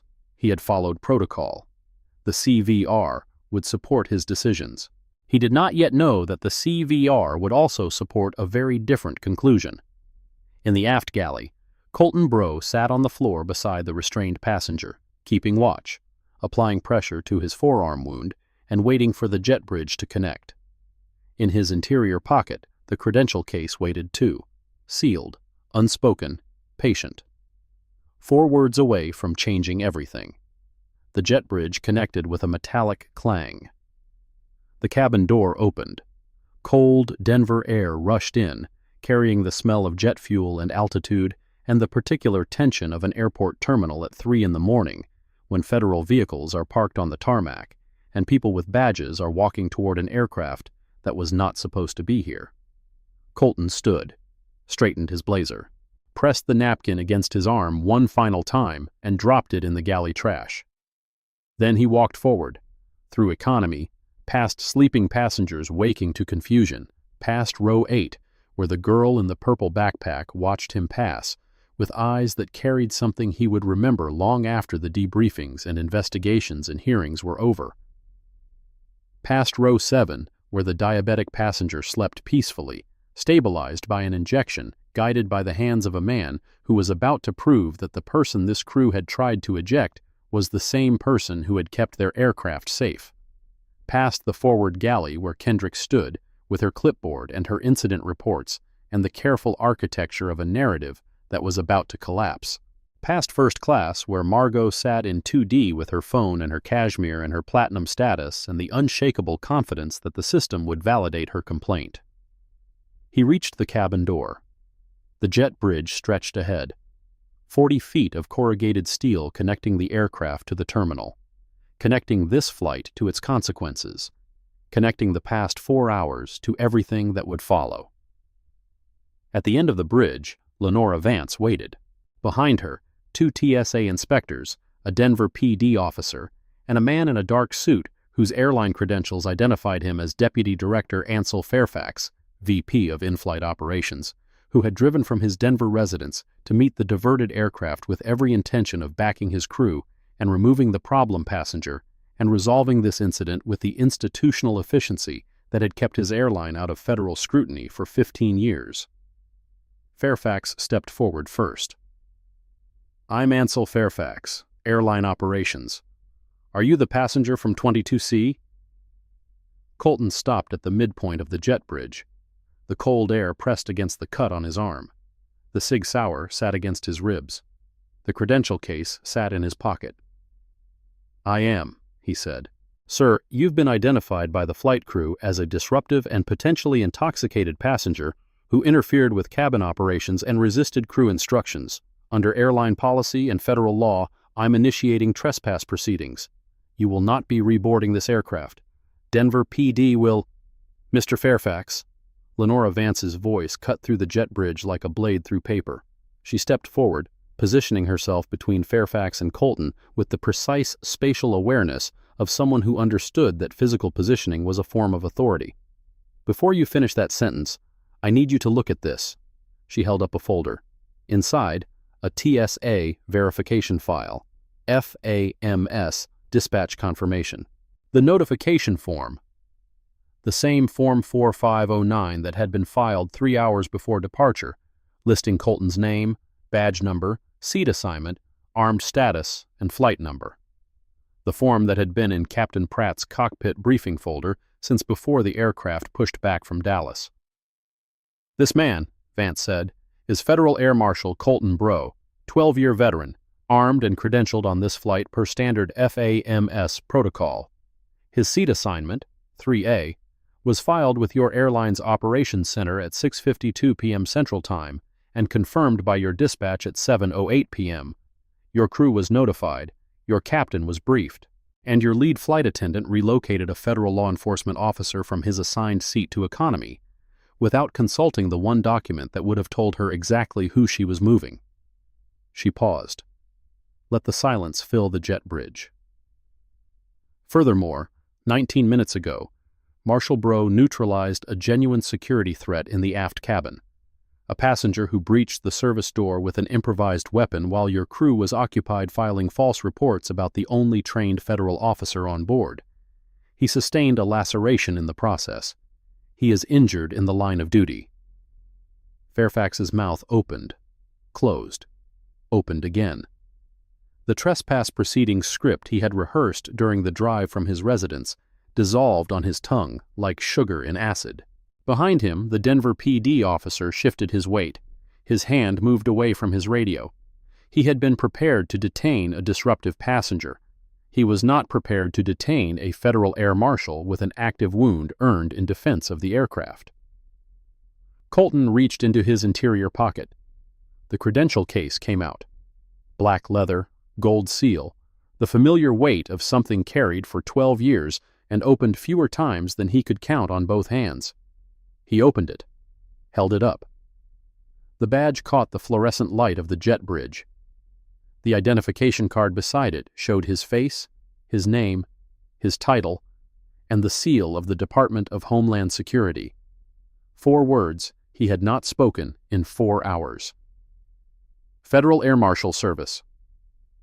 The jet bridge went silent, and behind him, from inside the aircraft, Kendrick's voice carried, thin, distant, still speaking into the interphone, still filing her report, still constructing the narrative of a problem passenger who needed to be removed. She did not yet know that the problem had just been removed, and it was hers. The jet bridge held the silence the way a pressurized cabin holds altitude, taut, artificial, one structural failure from collapse. Fairfax stood with his mouth half open, the trespass script dissolving somewhere between rehearsal and reality.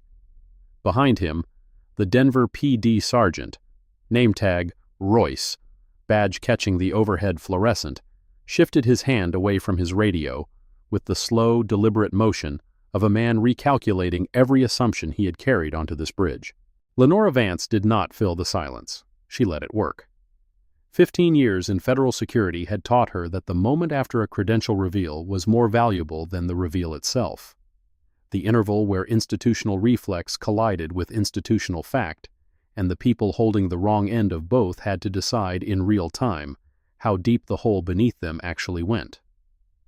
Fairfax found his voice first. There must be. Our crew followed standard protocol for a disruptive. Mr. Fairfax, I'm going to stop you right there. Her hand came up, palm flat, fingers together, the gesture of a woman who had heard the word protocol weaponized by people whose protocol was the problem. What I have in this folder is not subject to interpretation. TSA Form 4509, filed at 1852 Central by the supervising officer at DFW's Federal Law Enforcement Officer Checkpoint.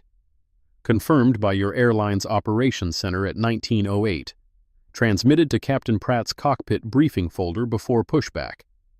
Your lead flight attendant relocated a federal law enforcement officer from his assigned, verified seat to economy, without consulting the one document in her briefing materials specifically designed to prevent this. She turned the folder so Fairfax could read the cover page. The DHS seal caught the light. Colton watched Fairfax's eyes move across the text, left to right, then back to the beginning, then left to right again, the pattern of someone reading the same sentence twice because the first pass had not produced an answer they could use. I was informed there was an intoxicated passenger, interference with crew, a restraint attempt that. You were informed what your crew reported. What your crew reported does not match what occurred.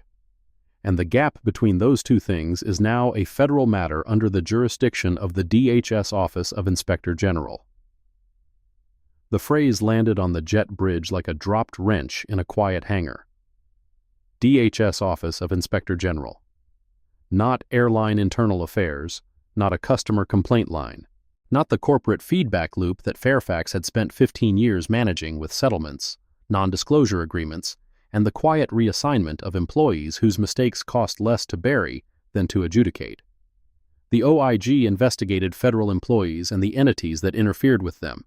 Its subpoena power was broad, its timeline was slow, and its findings, once published, were public record, the kind of public record that congressional committees cited during oversight hearings, and that reporters embedded in long-form investigative pieces that ran above the fold. Fairfax knew this. The knowledge was visible in the way his posture changed, shoulders pulling inward, chin dropping half an inch, the involuntary contraction of a man whose body understood the threat before his mouth could formulate a response. Sergeant Royce cleared his throat. Director Vance, does Denver PD need to stand down on the passenger?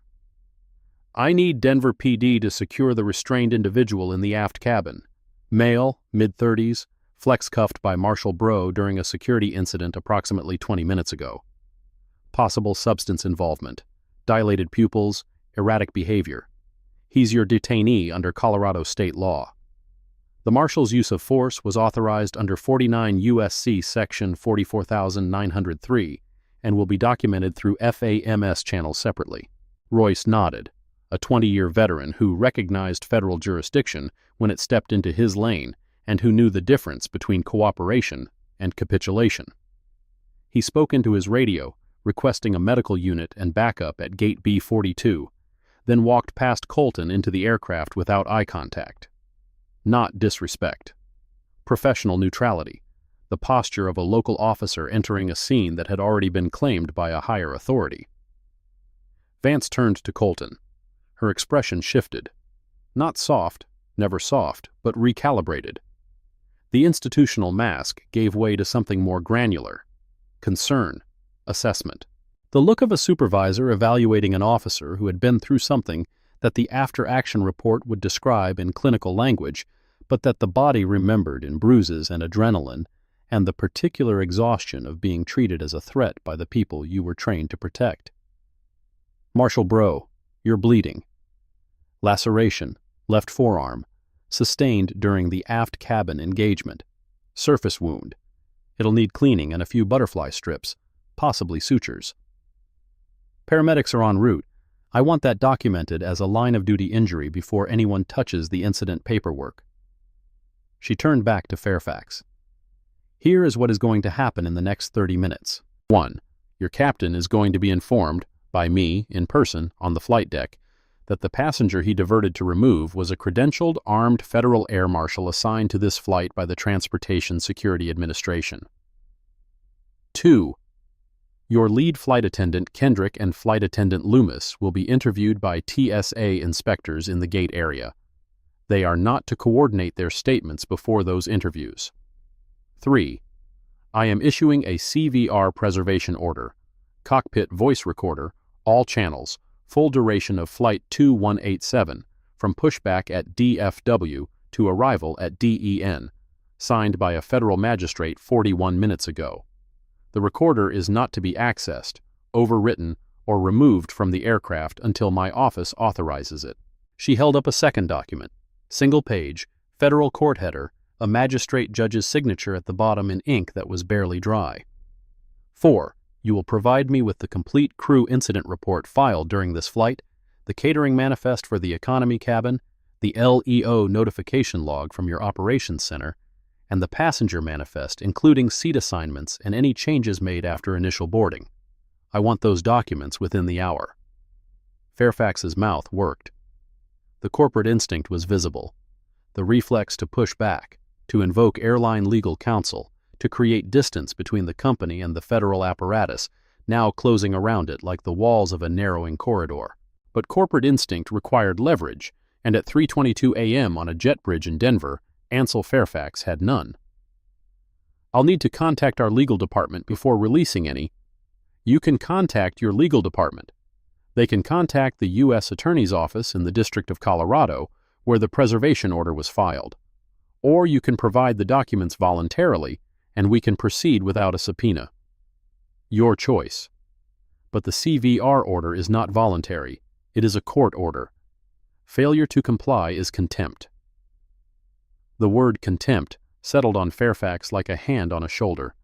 He reached for his phone, stepped to the edge of the jet bridge, dialed a number he clearly knew by memory, the kind of number that corporate vice presidents kept stored not in contacts but in muscle memory, the emergency line for the moments when the system's self-protection mechanisms activated and someone needed to tell a lawyer what had gone wrong before the lawyer found out from someone worse.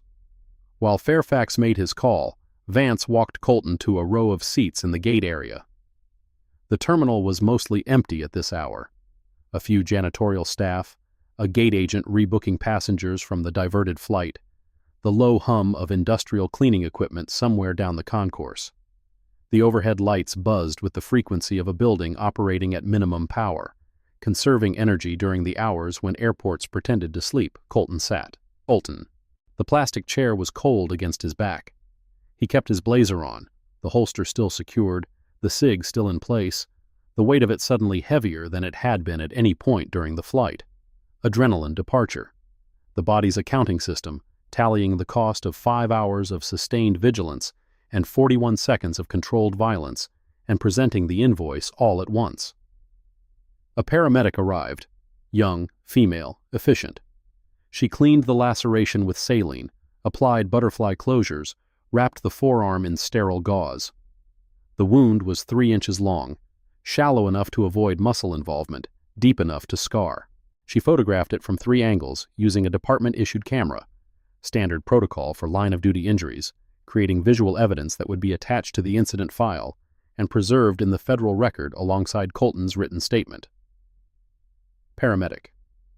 You'll want to follow up with your own physician within 48 hours. If the edges separate or you see any signs of infection, I know the drill. Thank you. He watched her pack the medical kit, watched the used saline packets and bloodied gauze go into a biohazard bag, watched the bag get labeled with his name, the date, the time, and the incident reference number that Vance had already assigned, a number that would follow this night through every federal database it touched, from the initial TSA report to the OIG investigation file to whatever congressional inquiry or civil proceeding eventually grew from the seed that Kendrick had planted when she put her hand on a headrest in row 3A and told a federal officer to move. From inside the aircraft, sounds carried through the open cabin door. Voices, Royce's, measured and professional. Fuller's, shaking but cooperative. And beneath both, the low, confused muttering of the restrained passenger being loaded onto a gurney for transport to Denver Health. And then a different voice, louder, sharper, carrying the particular frequency of outrage that belongs to people who have never been told no by anyone with the authority to make it stick. Margot Hollister appeared in the cabin doorway. She stood at the threshold of the jet bridge, cashmere sweater slightly rumpled from 5 hours in a first-class seat, pearl studs catching the terminal light, phone still in her hand. Always in her hand, the digital extension of a woman who documented everything because documentation was how people like her controlled narratives, and narratives were how people like her controlled outcomes. Behind her, a TSA inspector, a man in his 40s with a clipboard and the patient expression of someone who had conducted 1,000 interviews and expected this one to be no different, stood with his hand raised, palm out, the universal gesture for, "Please stop moving." TSA inspector. "Ma'am, I need you to wait in the cabin until we've completed the initial." "I am not waiting in that cabin. I've been on that plane for 5 hours with a man who assaulted crew members, who was intoxicated, who interfered with a medical emergency, and who just... Did you see what he did back there? He attacked someone, with his hands, on a commercial aircraft." Her voice was calibrated for an audience that was not present, the pitch and rhythm of someone accustomed to speaking in rooms where her words shaped reality, where complaints became policy and dissatisfaction became termination. But the audience here was different. The TSA inspector did not work for her airline, did not answer to her platinum status, did not operate within the ecosystem of consumer satisfaction metrics that had insulated her from contradiction for however many years she had been flying first class. "I want to file a formal complaint against him." She pointed at Colton. The gesture was theatrical, arm extended, finger aimed, the accusation made physical. From 12 feet away, sitting in a plastic chair with gauze on his arm and a federal badge in his pocket, Colton watched her point at him the way a man watches a wave approach a seawall, with the calm certainty that the wall will hold. Vance stepped into the space between them, not physically blocking, positioning. The same spatial awareness she had demonstrated with Fairfax, the same understanding that where you stood determined who controlled the conversation. "Ma'am, are you Margot Hollister, seat 2D? "Yes, and I have been trying to alert the crew to this situation since before we left Dallas. I was the one who..." "Ms. Hollister, the man you are pointing at is Federal Air Marshal Colton Breaux. He is a 12-year veteran of the Department of Homeland Security, armed and credentialed on this flight by the Transportation Security Administration. He was assigned to seat 3A, the seat you requested he be removed from. And 20 minutes ago, he subdued a passenger who breached the aft service door with an improvised weapon while your flight crew was occupied filing reports about him instead of monitoring the cabin." The information arrived in Margot's expression the way weather arrives on a lake. Not all at once, but in layers. First, the surface ripple of confusion. Then, the deeper current of recalculation. Then, the stillness that comes when someone realizes that the story they have been telling, to the crew, to the other passengers, to whoever was on the other end of their text chain, to themselves, is not merely wrong, but dangerously, consequentially, federally wrong. Her phone hand lowered. The pointing finger curled back into her fist. Her mouth opened, closed, opened again. The same sequence Fairfax had performed minutes earlier, the institutional stammer of a person whose script had just been shredded by facts they had not anticipated, because anticipating them would have required considering the possibility that they were wrong. That's not... How was I supposed to know? You weren't. But you were supposed to refrain from filing a false complaint that triggered the removal of a federal officer from his assigned security position on a commercial aircraft. The complaint you made to the crew, which resulted in Marshal Breaux's relocation from first class to economy, directly compromised the security architecture of this flight. His assigned seat provided tactical coverage of the cockpit door and the forward cabin. The seat he was moved to provided none. When the aft cabin threat materialized, Marshal Breaux responded from a position 20 rows behind his assignment, a delay and a disadvantage caused entirely by your complaint and the crew's decision to act on it without verification. Vance's voice did not rise, did not sharpen, did not perform the anger that the situation arguably warranted. She delivered the assessment the way a surgeon describes a complication: clinical, specific, detached from the emotional content of what the words actually meant. What they meant was this: a woman in first class had looked at a black man in a blazer and decided he did not belong, had said something to a flight attendant, had triggered a chain of events that relocated a federal law enforcement officer away from his tactical assignment, that led to false accusations of intoxication, that produced an attempted restraint of a compliant passenger, that diverted a commercial aircraft to an unscheduled airport, and that left the aircraft's primary security asset 20 rows away from the only real threat that materialized during the flight. The complaint had not protected anyone. It had endangered everyone. Margot's face went through one more transformation, the final one, the one that settled into place like a mask being fitted. Not contrition, not shame, self-preservation. The expression of someone who had just realized that the narrative she had spent 5 hours constructing was now evidence in a federal investigation, and that every text message, every phone call, every statement she had made to crew members and fellow passengers was recoverable, admissible, and damning. I'd like to speak with an attorney before I make any further statements. That is your right. Inspector Paulson will escort you to the gate area. You'll be asked to provide contact information and a preliminary written account. You are not under arrest. You are not being detained. But I strongly recommend that you preserve all communications related to this flight: texts, emails, phone records. Deleting relevant evidence after being informed of a federal investigation could constitute obstruction under 18 U.S.C. Section 1519. The statute citation was precise. 18 U.S.C. Section 1519. Destruction, alteration, or falsification of records in federal investigations. Up to 20 years. The same maximum sentence that Kendrick had threatened Colton with under a different statute hours earlier on the same aircraft in a different reality. Margot followed Inspector Paulson into the gate area without another word. Her phone stayed in her hand, but the screen had gone dark. She was no longer documenting. She was being documented. Colton watched her go. He felt nothing. Not satisfaction, not vindication, not the cathartic release that stories like this were supposed to deliver at the moment when the accuser became the accused.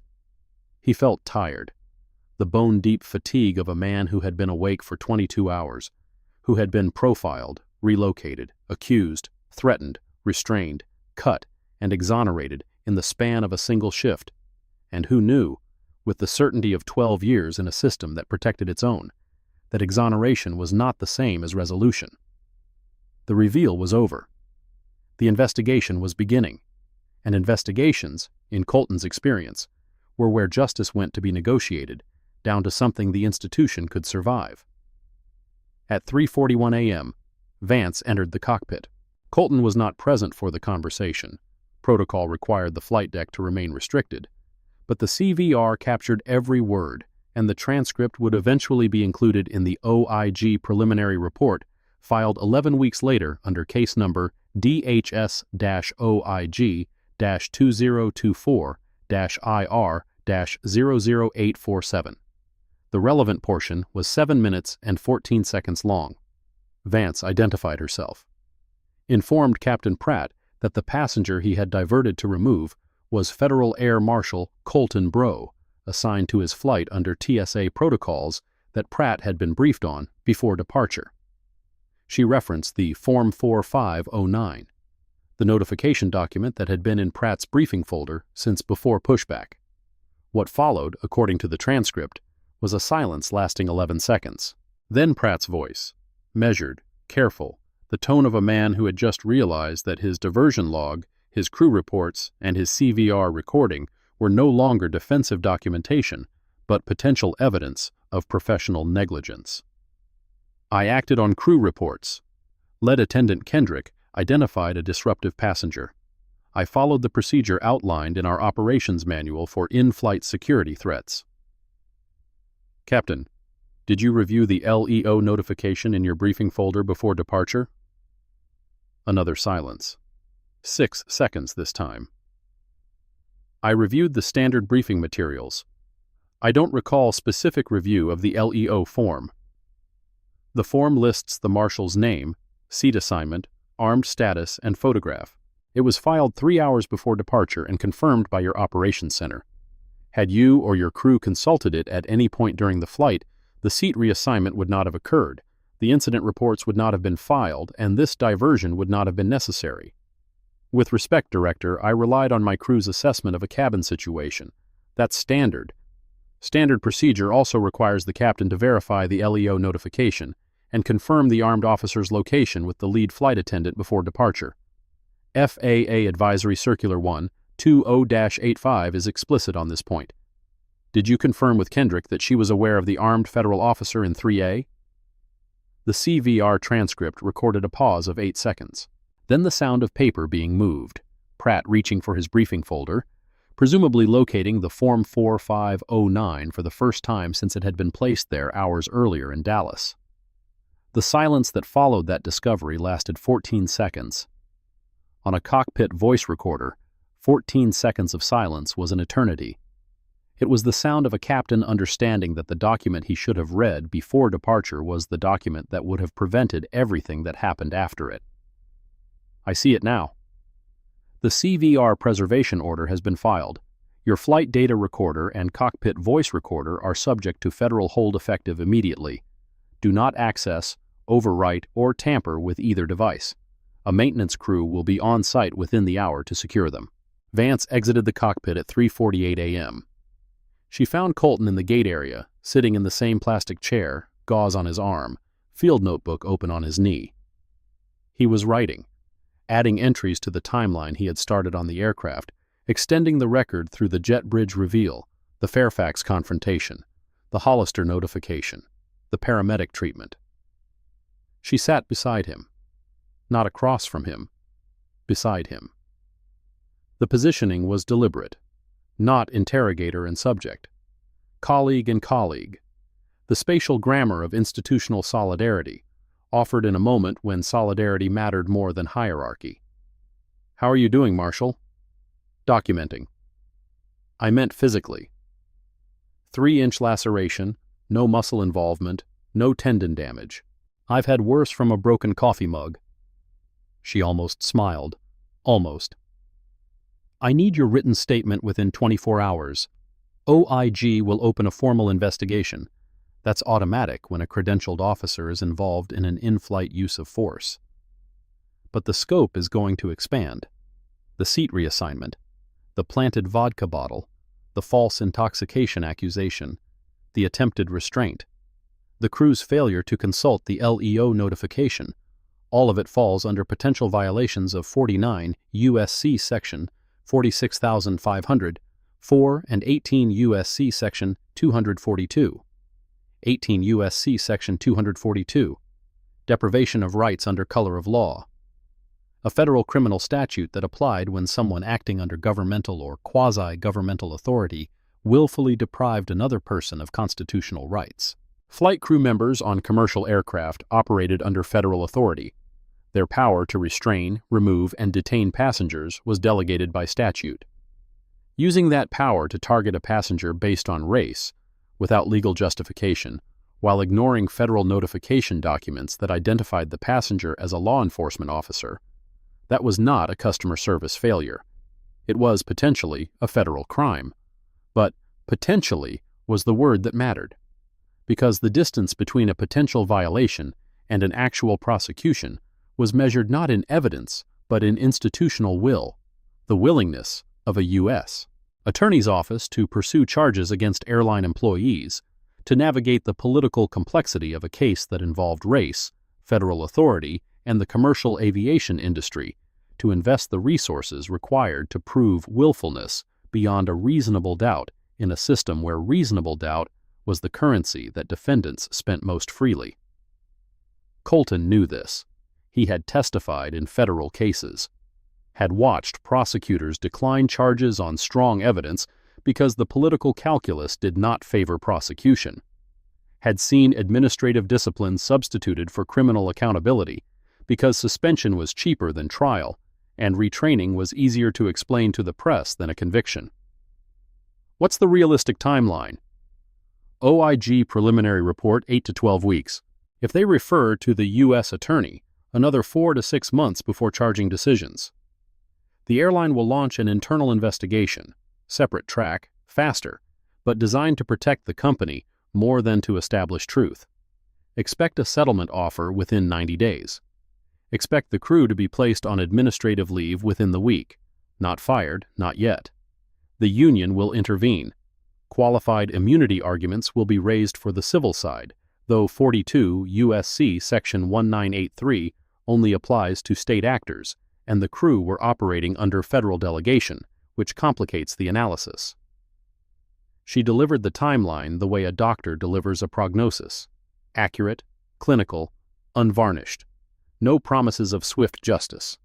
No assurances of complete accountability.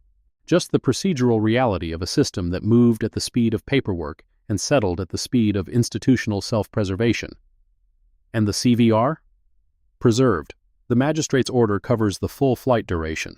Every interphone conversation between Kendrick and the cockpit, every PA announcement, every crew coordination call.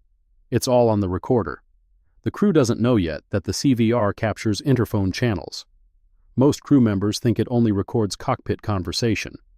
When they realize that every call Kendrick made to Pratt is preserved, including the ones where she characterized your medical assistance as interference and recommended restraint, they'll lawyer up fast. The vodka bottle. I've ordered it preserved as evidence. Chain of custody will be established by the Denver field office. We'll run prints, cross-reference against the catering manifest and the crew service log. If that bottle was placed in your seat pocket by a crew member, the print evidence will confirm it. If it was placed there by a passenger, the boarding surveillance from DFW, which I've already requested, will show movement in and around row 22 during the boarding window. Colton closed his notebook, slid it into his blazer pocket. The field notes were complete. 23 entries, time-stamped, written in the handwriting of a man trained to create records that survived institutional erosion. Analog. Indelible. The kind of evidence that could not be accidentally deleted by an IT department responding to a legal hold with the efficiency of plausible incompetence. At 4:12 a.m., Kendrick and Loomis were escorted off the aircraft. They came down the jet bridge separately, TSA protocol for involved parties, preventing coordination of statements before initial interviews. Kendrick first. She walked with the posture of someone who had been informed of something that had rearranged her understanding of the past 5 hours, but who had not yet accepted the rearrangement. Her clipboard was gone. Her incident reports had been collected by Inspector Paulson. The careful narrative architecture she had constructed during the flight, the documentation of a disruptive, intoxicated, threatening passenger who required restraint and removal, was now in federal custody, and every word she had written would be measured against the CVR recording that captured every word she had spoken. She saw Colton as she passed through the gate area. Their eyes met for 2 seconds. In those 2 seconds, Colton watched the sequence of recognition play across her face, the shift from the Kendrick who had put her hand on his headrest and told him to move to the Kendrick who now understood exactly who she had told to move and exactly what that understanding meant for her career, her certifications, and her freedom. She did not speak. Her attorney, when she retained one, which Vance estimated would happen within 72 hours, would advise her not to. The silence she offered Colton now was different from the silence she had imposed on him during the flight. His had been the silence of endurance. Hers was the silence of self-preservation.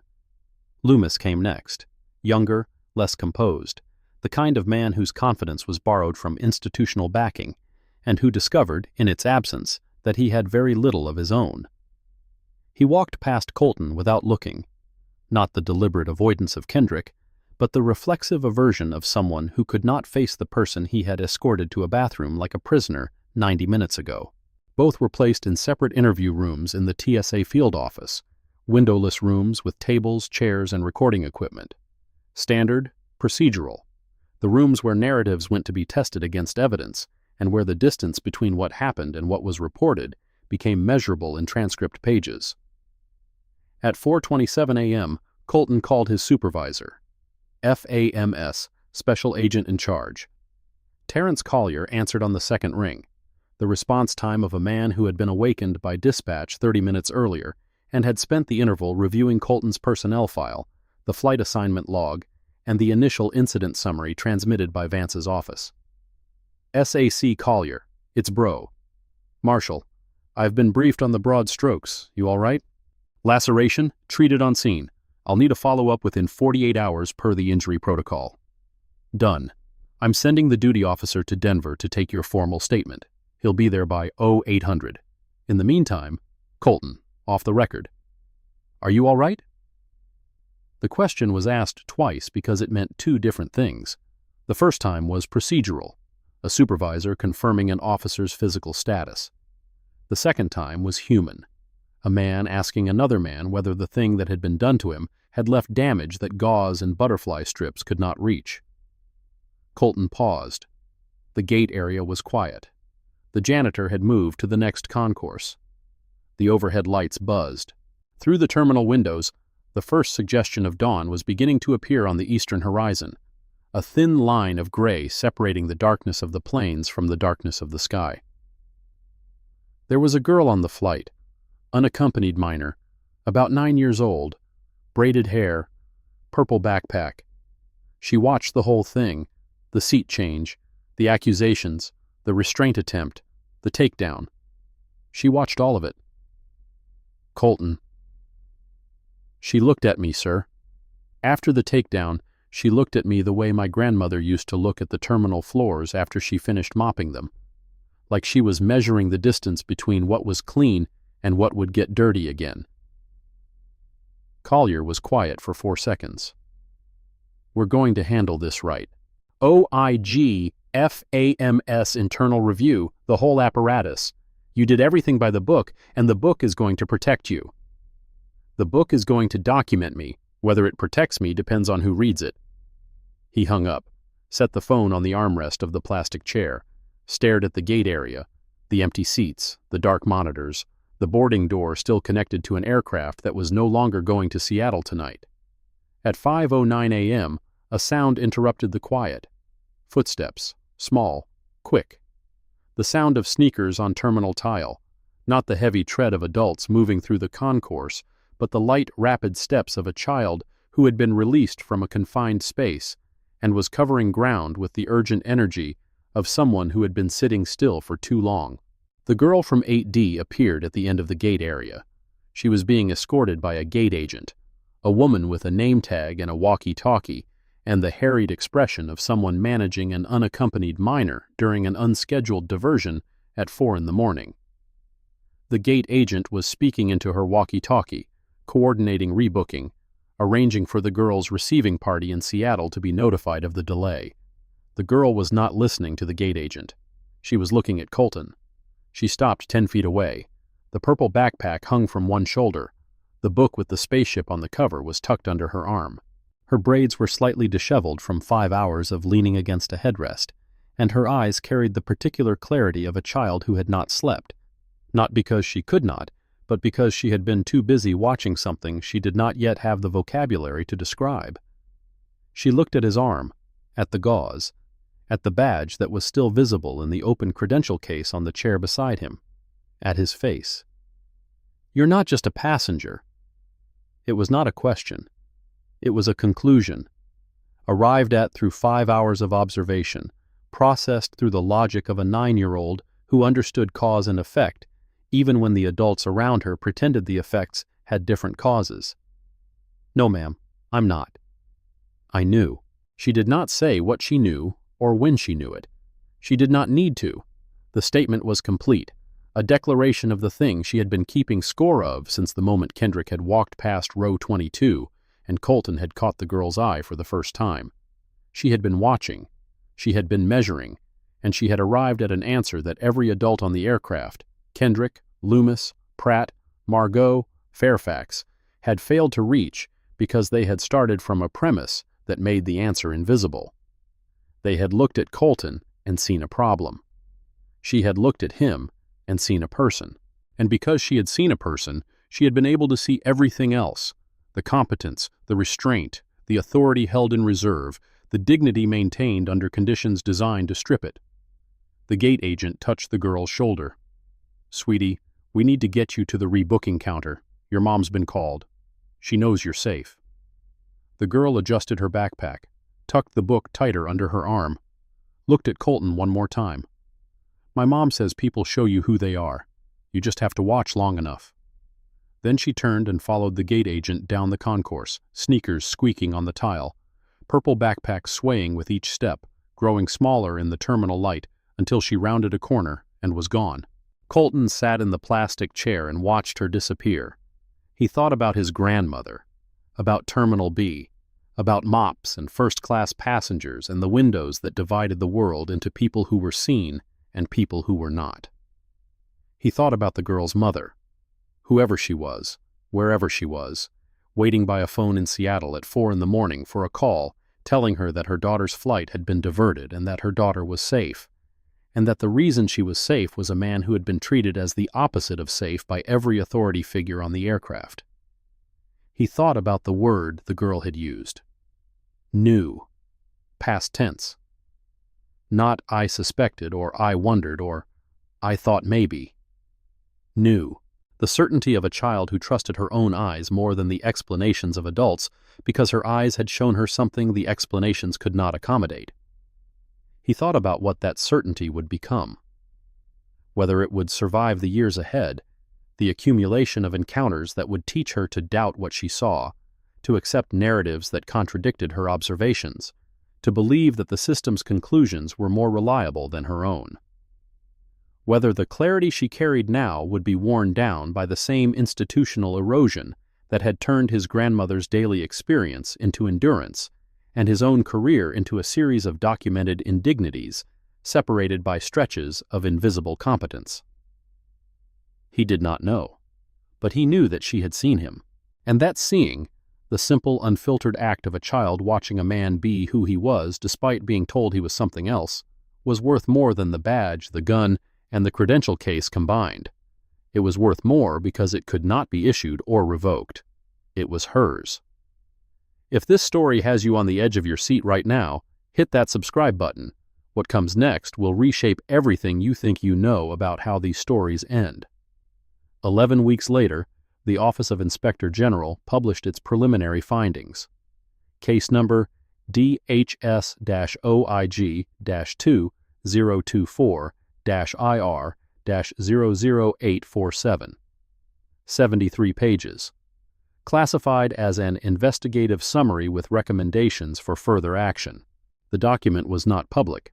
OIG preliminary reports rarely were, but its conclusions were transmitted to the FAMS headquarters in Arlington, the TSA Administrator's Office, the airline's Chief Legal Counsel, and the U.S. Attorney's Office for the District of Colorado. The findings were methodical, clinical, the language of a bureaucracy describing its own dysfunction with the detached precision of a pathologist describing a tumor. The report confirmed that TSA Form 4509 had been properly filed and transmitted, that the airline's operations center had received and confirmed the notification, that the notification had been included in Captain Pratt's cockpit briefing folder, that Pratt had not reviewed the LEO notification before departure, a violation of FAA Advisory Circular 120-85, which required the pilot in command to verify the identity and location of any armed law enforcement officer on board. The report confirmed that Lead Flight Attendant Kendrick had relocated Marshal Breaux from seat 3A to seat 22C at the request of passenger Margot Hollister, without consulting the LEO notification, without contacting the operations center, and without informing Captain Pratt of the seat change.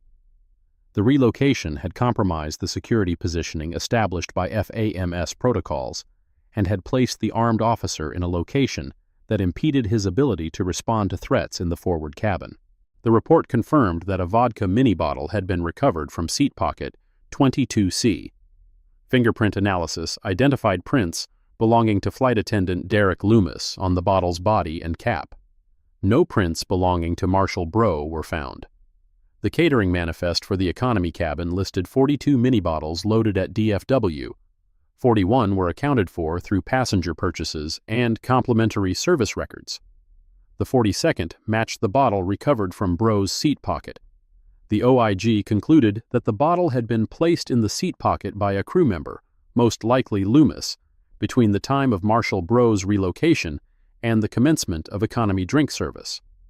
The word planted did not appear in the OIG report. Federal investigators preferred placed, a word that described the physical action without assigning motive, leaving the question of intent for prosecutors to argue and juries to decide. The report documented the medical emergency in row 7, the hypoglycemic episode, Breaux's intervention, the glucagon administration. It noted that Kendrick's interphone report to the cockpit had characterized the intervention as passenger interference with cabin crew emergency duties and had recommended movement restriction and observation for possible intoxication. The CVR recording of this interphone call was cited in full. The discrepancy between what Breaux had done, accurately diagnosing a medical emergency and guiding a life-saving injection, and what Kendrick had reported, interference by a potentially intoxicated passenger, was described in the report as a material mischaracterization of events that influenced subsequent crew and command decisions. The report documented the flex cuff restraint attempt. The CVR captured Kendrick's order for Breaux to stand and place his hands behind his back. It captured Breaux's request for specific grounds. It captured the absence of any specific grounds in Kendrick's response. It captured Breaux's statement that flex cuffing a compliant passenger was not authorized under 49 U.S.C. Section 44,902 and his reference to the cockpit voice recorder, a reference that the report noted demonstrated operational knowledge inconsistent with the crew's characterization of the subject as an ordinary disruptive passenger. The report documented the aft cabin security incident, the takedown, the laceration, the restraint of the threatening passenger, the 41-second engagement that had protected 168 souls, while the flight crew responsible for those souls was focused on removing the only person trained and authorized to protect them. The report's recommendations were measured, bureaucratic, the institutional equivalent of a sigh. Recommendation 1. Referral to the U.S. Attorney's Office for the District of Colorado for evaluation of potential criminal charges against crew members. Kendrick and Derek Loomis under 18, U.S.C. Section 242. Deprivation of rights under color of law. Recommendation 2. Administrative action against Captain Rowan Pratt for failure to review the LEO notification in violation of FAA Advisory Circular 120-85 to be coordinated with the FAA's Flight Standards District Office. Recommendation 3. Formal inquiry into the airline's LEO notification procedures, including crew training on armed officer protocols and the chain of communication between operations centers and flight crews. Recommendation 4. Notification to the airline's Office of Civil Rights regarding potential violations of 42 U.S.C. Section 2000D, Title 6 of the Civil Rights Act, based on the race-based complaint by passenger Hollister and the crew's decision to act on that complaint without verification. 4 recommendations. Each one a door to a process that would take months or years to complete, that would be fought by lawyers at every stage, that would generate thousands of pages of documentation and dozens of depositions, and an unknown number of settlement conferences in rooms where the word justice was replaced by the phrase acceptable resolution. The U.S. Attorney's Office reviewed the referral, spent 4 months evaluating the evidence, convened a grand jury, and ultimately declined to indict. The declination letter, 3 pages, carefully worded, cited the difficulty of proving willfulness under 18 U.S.C. Section 242. The statute required proof that the defendants had acted with the specific intent to deprive Breaux of his constitutional rights, not merely that they had acted negligently or carelessly or with racial bias that influenced their judgment. Willfulness was a high bar. The crew's attorneys argued that Kendrick and Loomis had acted on a good faith belief that Breaux was disruptive, a belief supported, however incorrectly, by Hollister's complaint and by the crew's own incident reports. The fact that the belief was wrong, the attorneys argued, did not make it criminal. The U.S. Attorney agreed. Reluctantly, based on the tone of the letter, but definitively. No indictment, no trial, no criminal conviction. The system's self-protection pattern held. Denial, Kendrick and Loomis maintained they had followed procedures. Administrative leave, both were suspended with pay pending the airline's internal investigation. Quiet settlement. The airline offered Breaux a confidential settlement within 90 days, as Vance had predicted, with a non-disclosure agreement attached. The amount was significant. 6 figures, enough to suggest the airline's legal department had assessed liability and found it considerable. But the NDA was non-negotiable. Take the money, sign the silence, let the institution heal itself in private. Breaux declined the settlement. He declined it the way he had declined to open his credential case on the aircraft, not because the rules prevented him, but because the principle outweighed the convenience. Taking the money would close the file. Closing the file would mean that the only record of what happened on Flight 2187 would be an OIG report that no one outside federal channels would ever read, and a settlement agreement that both parties would be contractually prohibited from discussing. The girl in 8D would never know how the story ended, because the ending would be sealed in a legal vault, and the only version that survived would be the airline's, the isolated incident, the procedural review, the enhanced training program, announced in a press release that no journalist would bother to follow up on because the settlement had removed the story's propulsive force. So Breaux filed a civil suit. Breaux versus Transnational Airlines Incorporated, et al.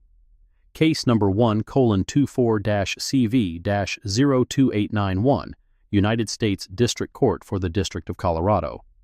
The complaint alleged violations of 42 U.S.C. Section 1981, the Civil Rights Act of 1866, which prohibited racial discrimination in the making and enforcement of contracts, including the contract between an airline and a passenger who had purchased a first-class ticket.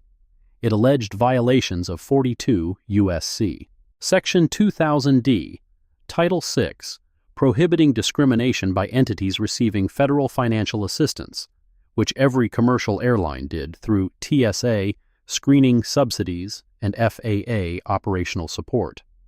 And it alleged state law claims for assault, battery, false imprisonment, and intentional infliction of emotional distress arising from the flex-cuff restraint attempt and the unlawful confinement to a seat with escort requirements. The airline's legal team responded with a motion to dismiss, argued that crew members were entitled to qualified immunity for security decisions made during flight, argued that the seat reassignment was an operational adjustment within the airline's contractual authority, argued that the incident reports, however inaccurate, were protected by the crew's good faith exercise of discretion. The motion was denied.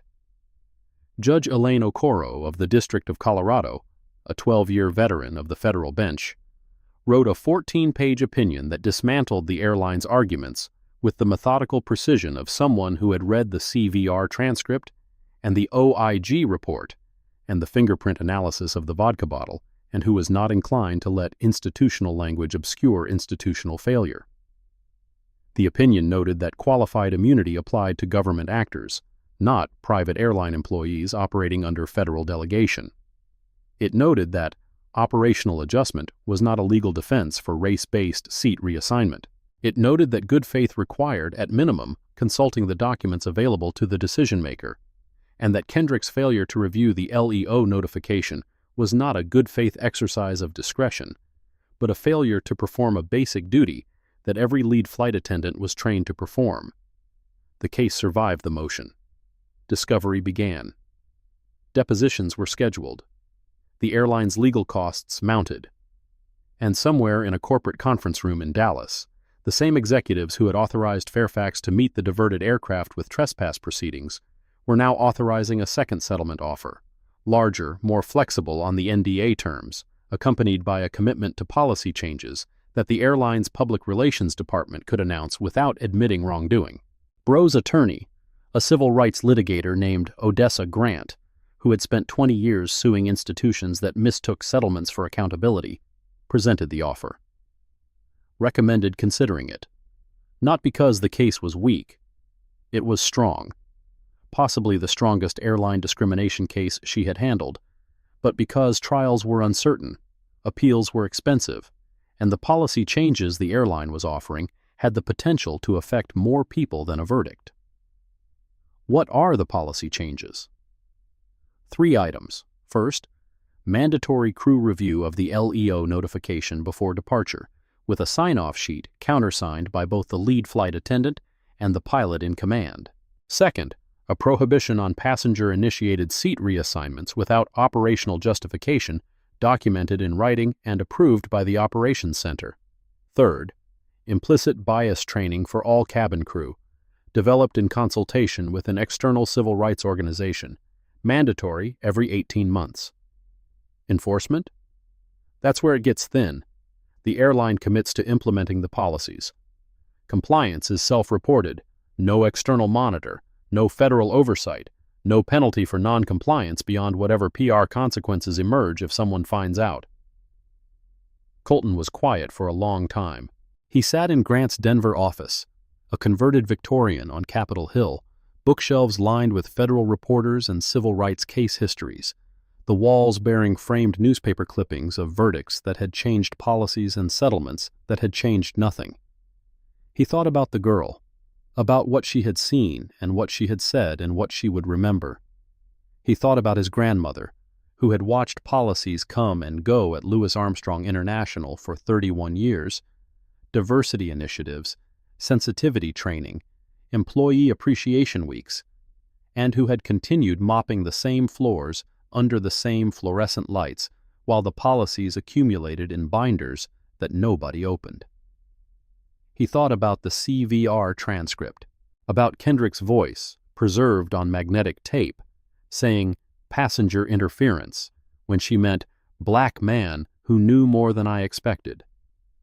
About Pratt's 11 seconds of silence when Vance told him who Breaux was, the silence of a captain realizing that the document he had not read was the document that would define his career.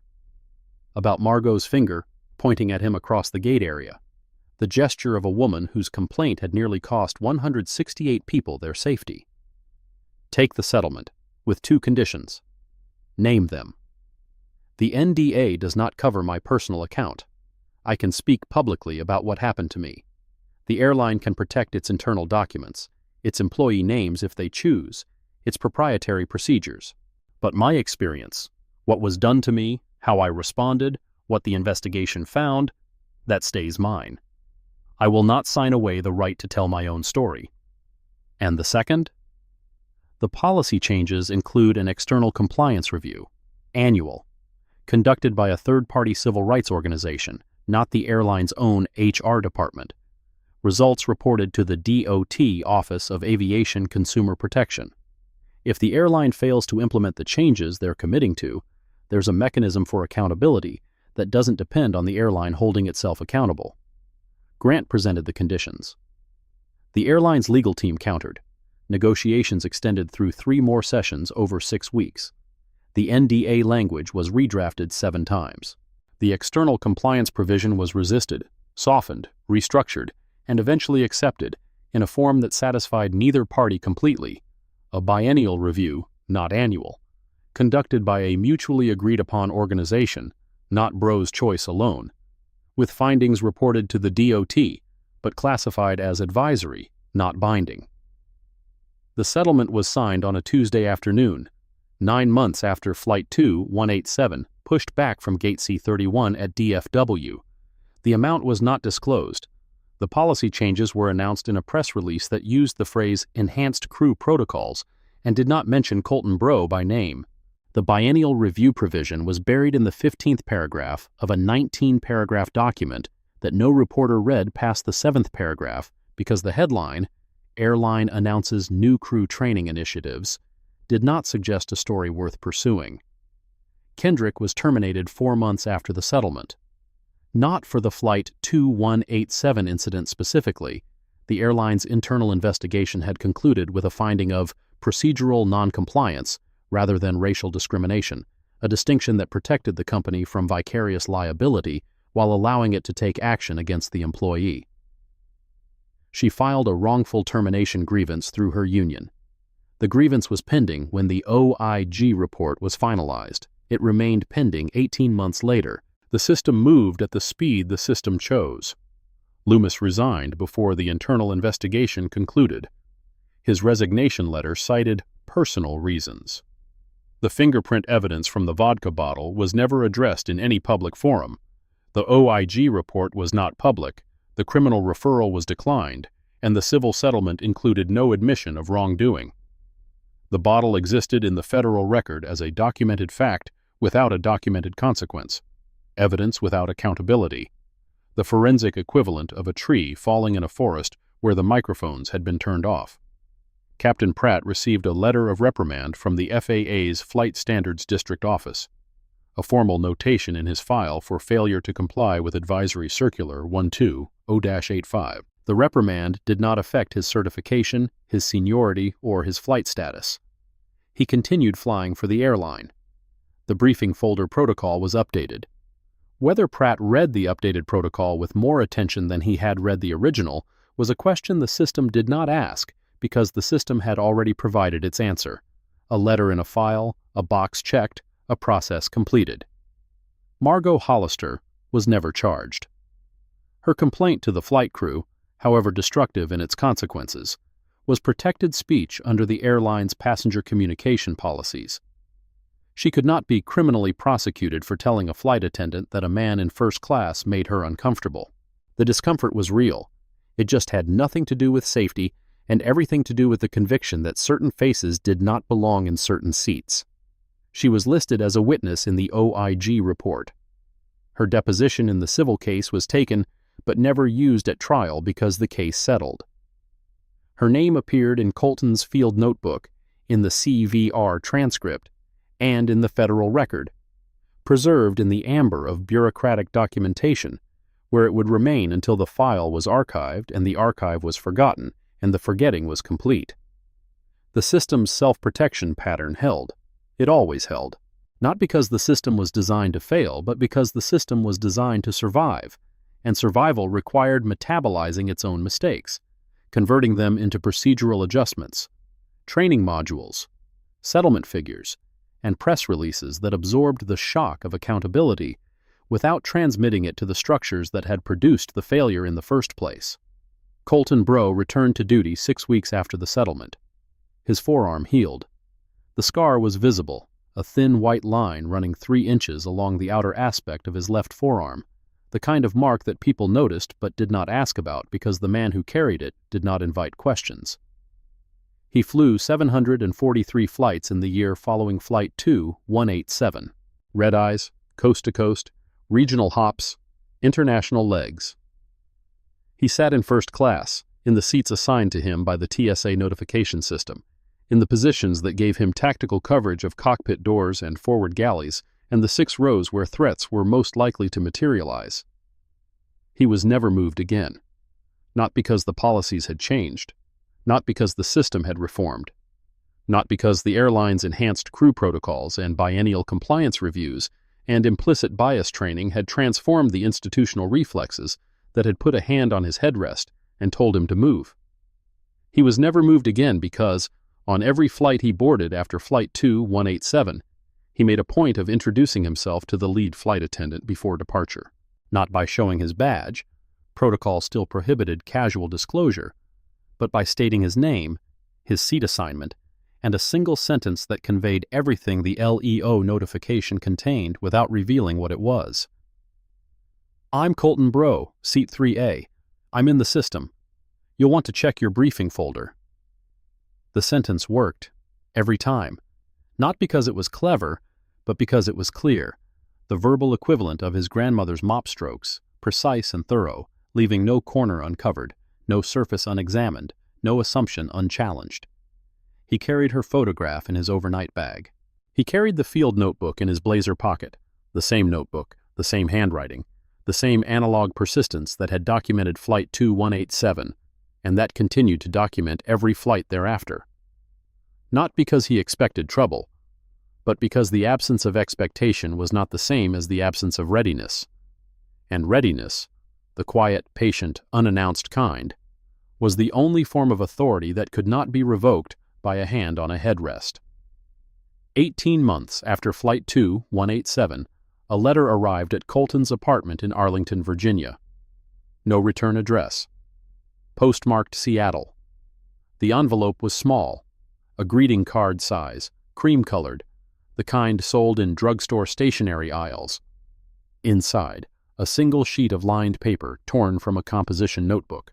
The handwriting was a child's, large, careful, the letters formed with the deliberate attention of someone who was still learning that writing was a way of making thoughts permanent. The letter read, "Dear Mr. Breaux, my name is Amara. I was on your plane, the one that stopped in Denver. I am in 5th grade now. My teacher asked us to write about someone brave. I wrote about you. She said I should send it to you, but I don't know your address, so I am sending it to the airline and asking them to give it to you. I don't know if you will get this, but I wanted you to know that I saw you, and I remember." Below the text, a drawing, crayon on lined paper, a figure in a blazer sitting in an airplane seat, surrounded by smaller figures in various postures of sleep and indifference. The figure in the blazer was the only one drawn with eyes open, the only one looking forward, the only one colored with care, dark skin rendered in brown crayon pressed hard against the paper, the kind of pressure that children use when they want a color to be true. Colton read the letter twice, folded it along the original creases, placed it in his overnight bag beside the photograph of his grandmother. 2 receipts, one analog, one inherited, both carried on every flight thereafter, evidence of something the system could not document, could not settle, could not seal behind a non-disclosure agreement or bury in the 15th paragraph of a press release. Evidence that someone had watched, that someone had measured the distance between what was clean and what would get dirty again, and that the watching itself, the simple, stubborn act of keeping your eyes open when everyone around you had closed theirs, was its own kind of authority. The kind that did not require a badge, the kind that could not be moved to 22C. 3 weeks after the letter arrived, the airline's first biennial compliance review was conducted by the National Civil Rights Partnership, a non-profit organization that had been mutually agreed upon during settlement negotiations. The review examined crew training records, LEO notification procedures, and seat reassignment logs across all domestic routes for the preceding 12 months. The findings were mixed. The sign-off sheet for LEO notifications had been implemented, 94% compliance across the airline's fleet, with the 6% gap attributed to administrative oversight on short turnaround flights. The prohibition on passenger-initiated seat reassignments without documented operational justification had been codified in the Crew Operations Manual. But the implicit bias training, the third pillar of the settlement agreement, had been completed by only 61% of cabin crew, with the airline citing scheduling constraints and training facility capacity as reasons for the shortfall. 61%, less than 2/3, a number that meant 39% of the airline's cabin crew had not completed the training that the settlement had required as a condition of resolution. A number that the DOT Office of Aviation Consumer Protection received in an advisory report, noted in a file, and did not act upon, because advisory meant advisory, and the enforcement mechanism that Breaux had fought to include had been negotiated down to a mechanism that advised without enforcing, documented without compelling, measured without changing. The policy was announced.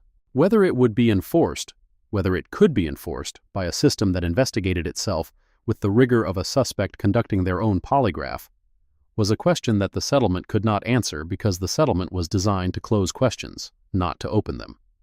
One night, 2 years after Flight 2187, Colton Breaux sat in Seat 3A on a red-eye from Atlanta to Portland. The cabin was dark.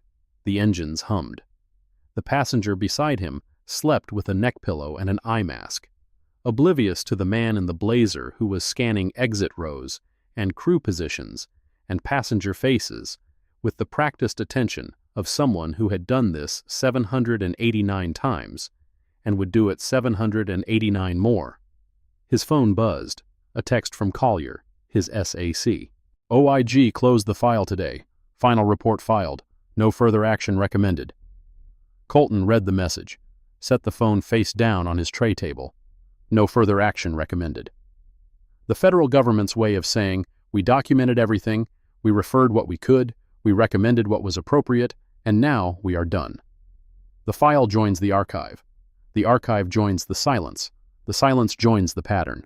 He reached into his overnight bag, pulled out the photograph of his grandmother, leaned it against the window, the same way he leaned it against hotel lamps and nightstands and airport lounge tables, the small ritual that connected every flight to the 31 years she had spent in Terminal B, making spaces clean for people who would never notice. Then he pulled out Amara's letter, unfolded it, read it one more time in the dim cabin light. I saw you, and I remember.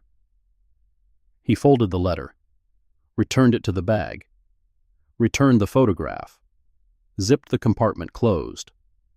Outside the window, the country stretched below him, a patchwork of city lights and dark plains and highways that connected places where people lived and worked and flew and were seen or were not seen depending on calculations that had nothing to do with who they were, and everything to do with who the calculators expected them to be.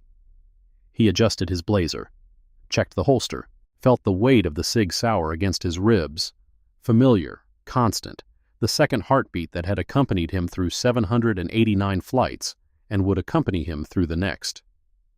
The cabin was quiet. The flight was routine. And somewhere in Seattle, a girl in 5th grade, a girl who would one day be in 6th grade, then 7th, then high school, then college, then whatever came after, carried a memory of a man in a blazer who had been told to move and had moved, who had been told to sit and had sat, who had been told he was a problem and had proved he was the solution, and who had done all of it with a patience inherited from a woman with a mop who had taught him that the floors get dirty again no matter how well you clean them. But you clean them anyway, clean, because someone is watching. And watching, the quiet, stubborn, unblinking kind, is how the world changes. Not all at once, not completely, not with the dramatic finality that stories promise and reality withholds. But enough, just enough to make the next flight a little different from the last one. Colton closed his eyes, not sleeping, resting. The distinction mattered to him even if no one else noticed. It always had. The aircraft flew west through the darkness, carrying a man who had been moved once, who had not been moved since, and who carried in his overnight bag the only 2 documents that mattered more than the badge in his pocket: a photograph of a woman who had mopped floors for 31 years, and a letter from a child who had watched him do the same thing in a different uniform, in a different terminal, at a different altitude. Both receipts. Both analog. Both indelible. And somewhere in a federal archive in Washington, D.C. On case number DHS-OIG-2024-IR-00847, sat in a classified database, its 73 pages documenting everything that had happened on Flight 2187, the seat change, the planted bottle, the false reports, the restraint attempt, the takedown, the reveal, the investigation, the settlement, the policy changes, the compliance gaps, and the final notation in the last paragraph of the last page: no further action recommended, file closed. But Amara's letter was not in the file, and the file did not know what Amara remembered, and what Amara remembered could not be closed. Thank you for taking the time to watch this video today. If you found the content helpful, please remember to like and subscribe so you won't miss our upcoming episodes. If you have any questions or suggestions, feel free to leave a comment below. We are always here to listen.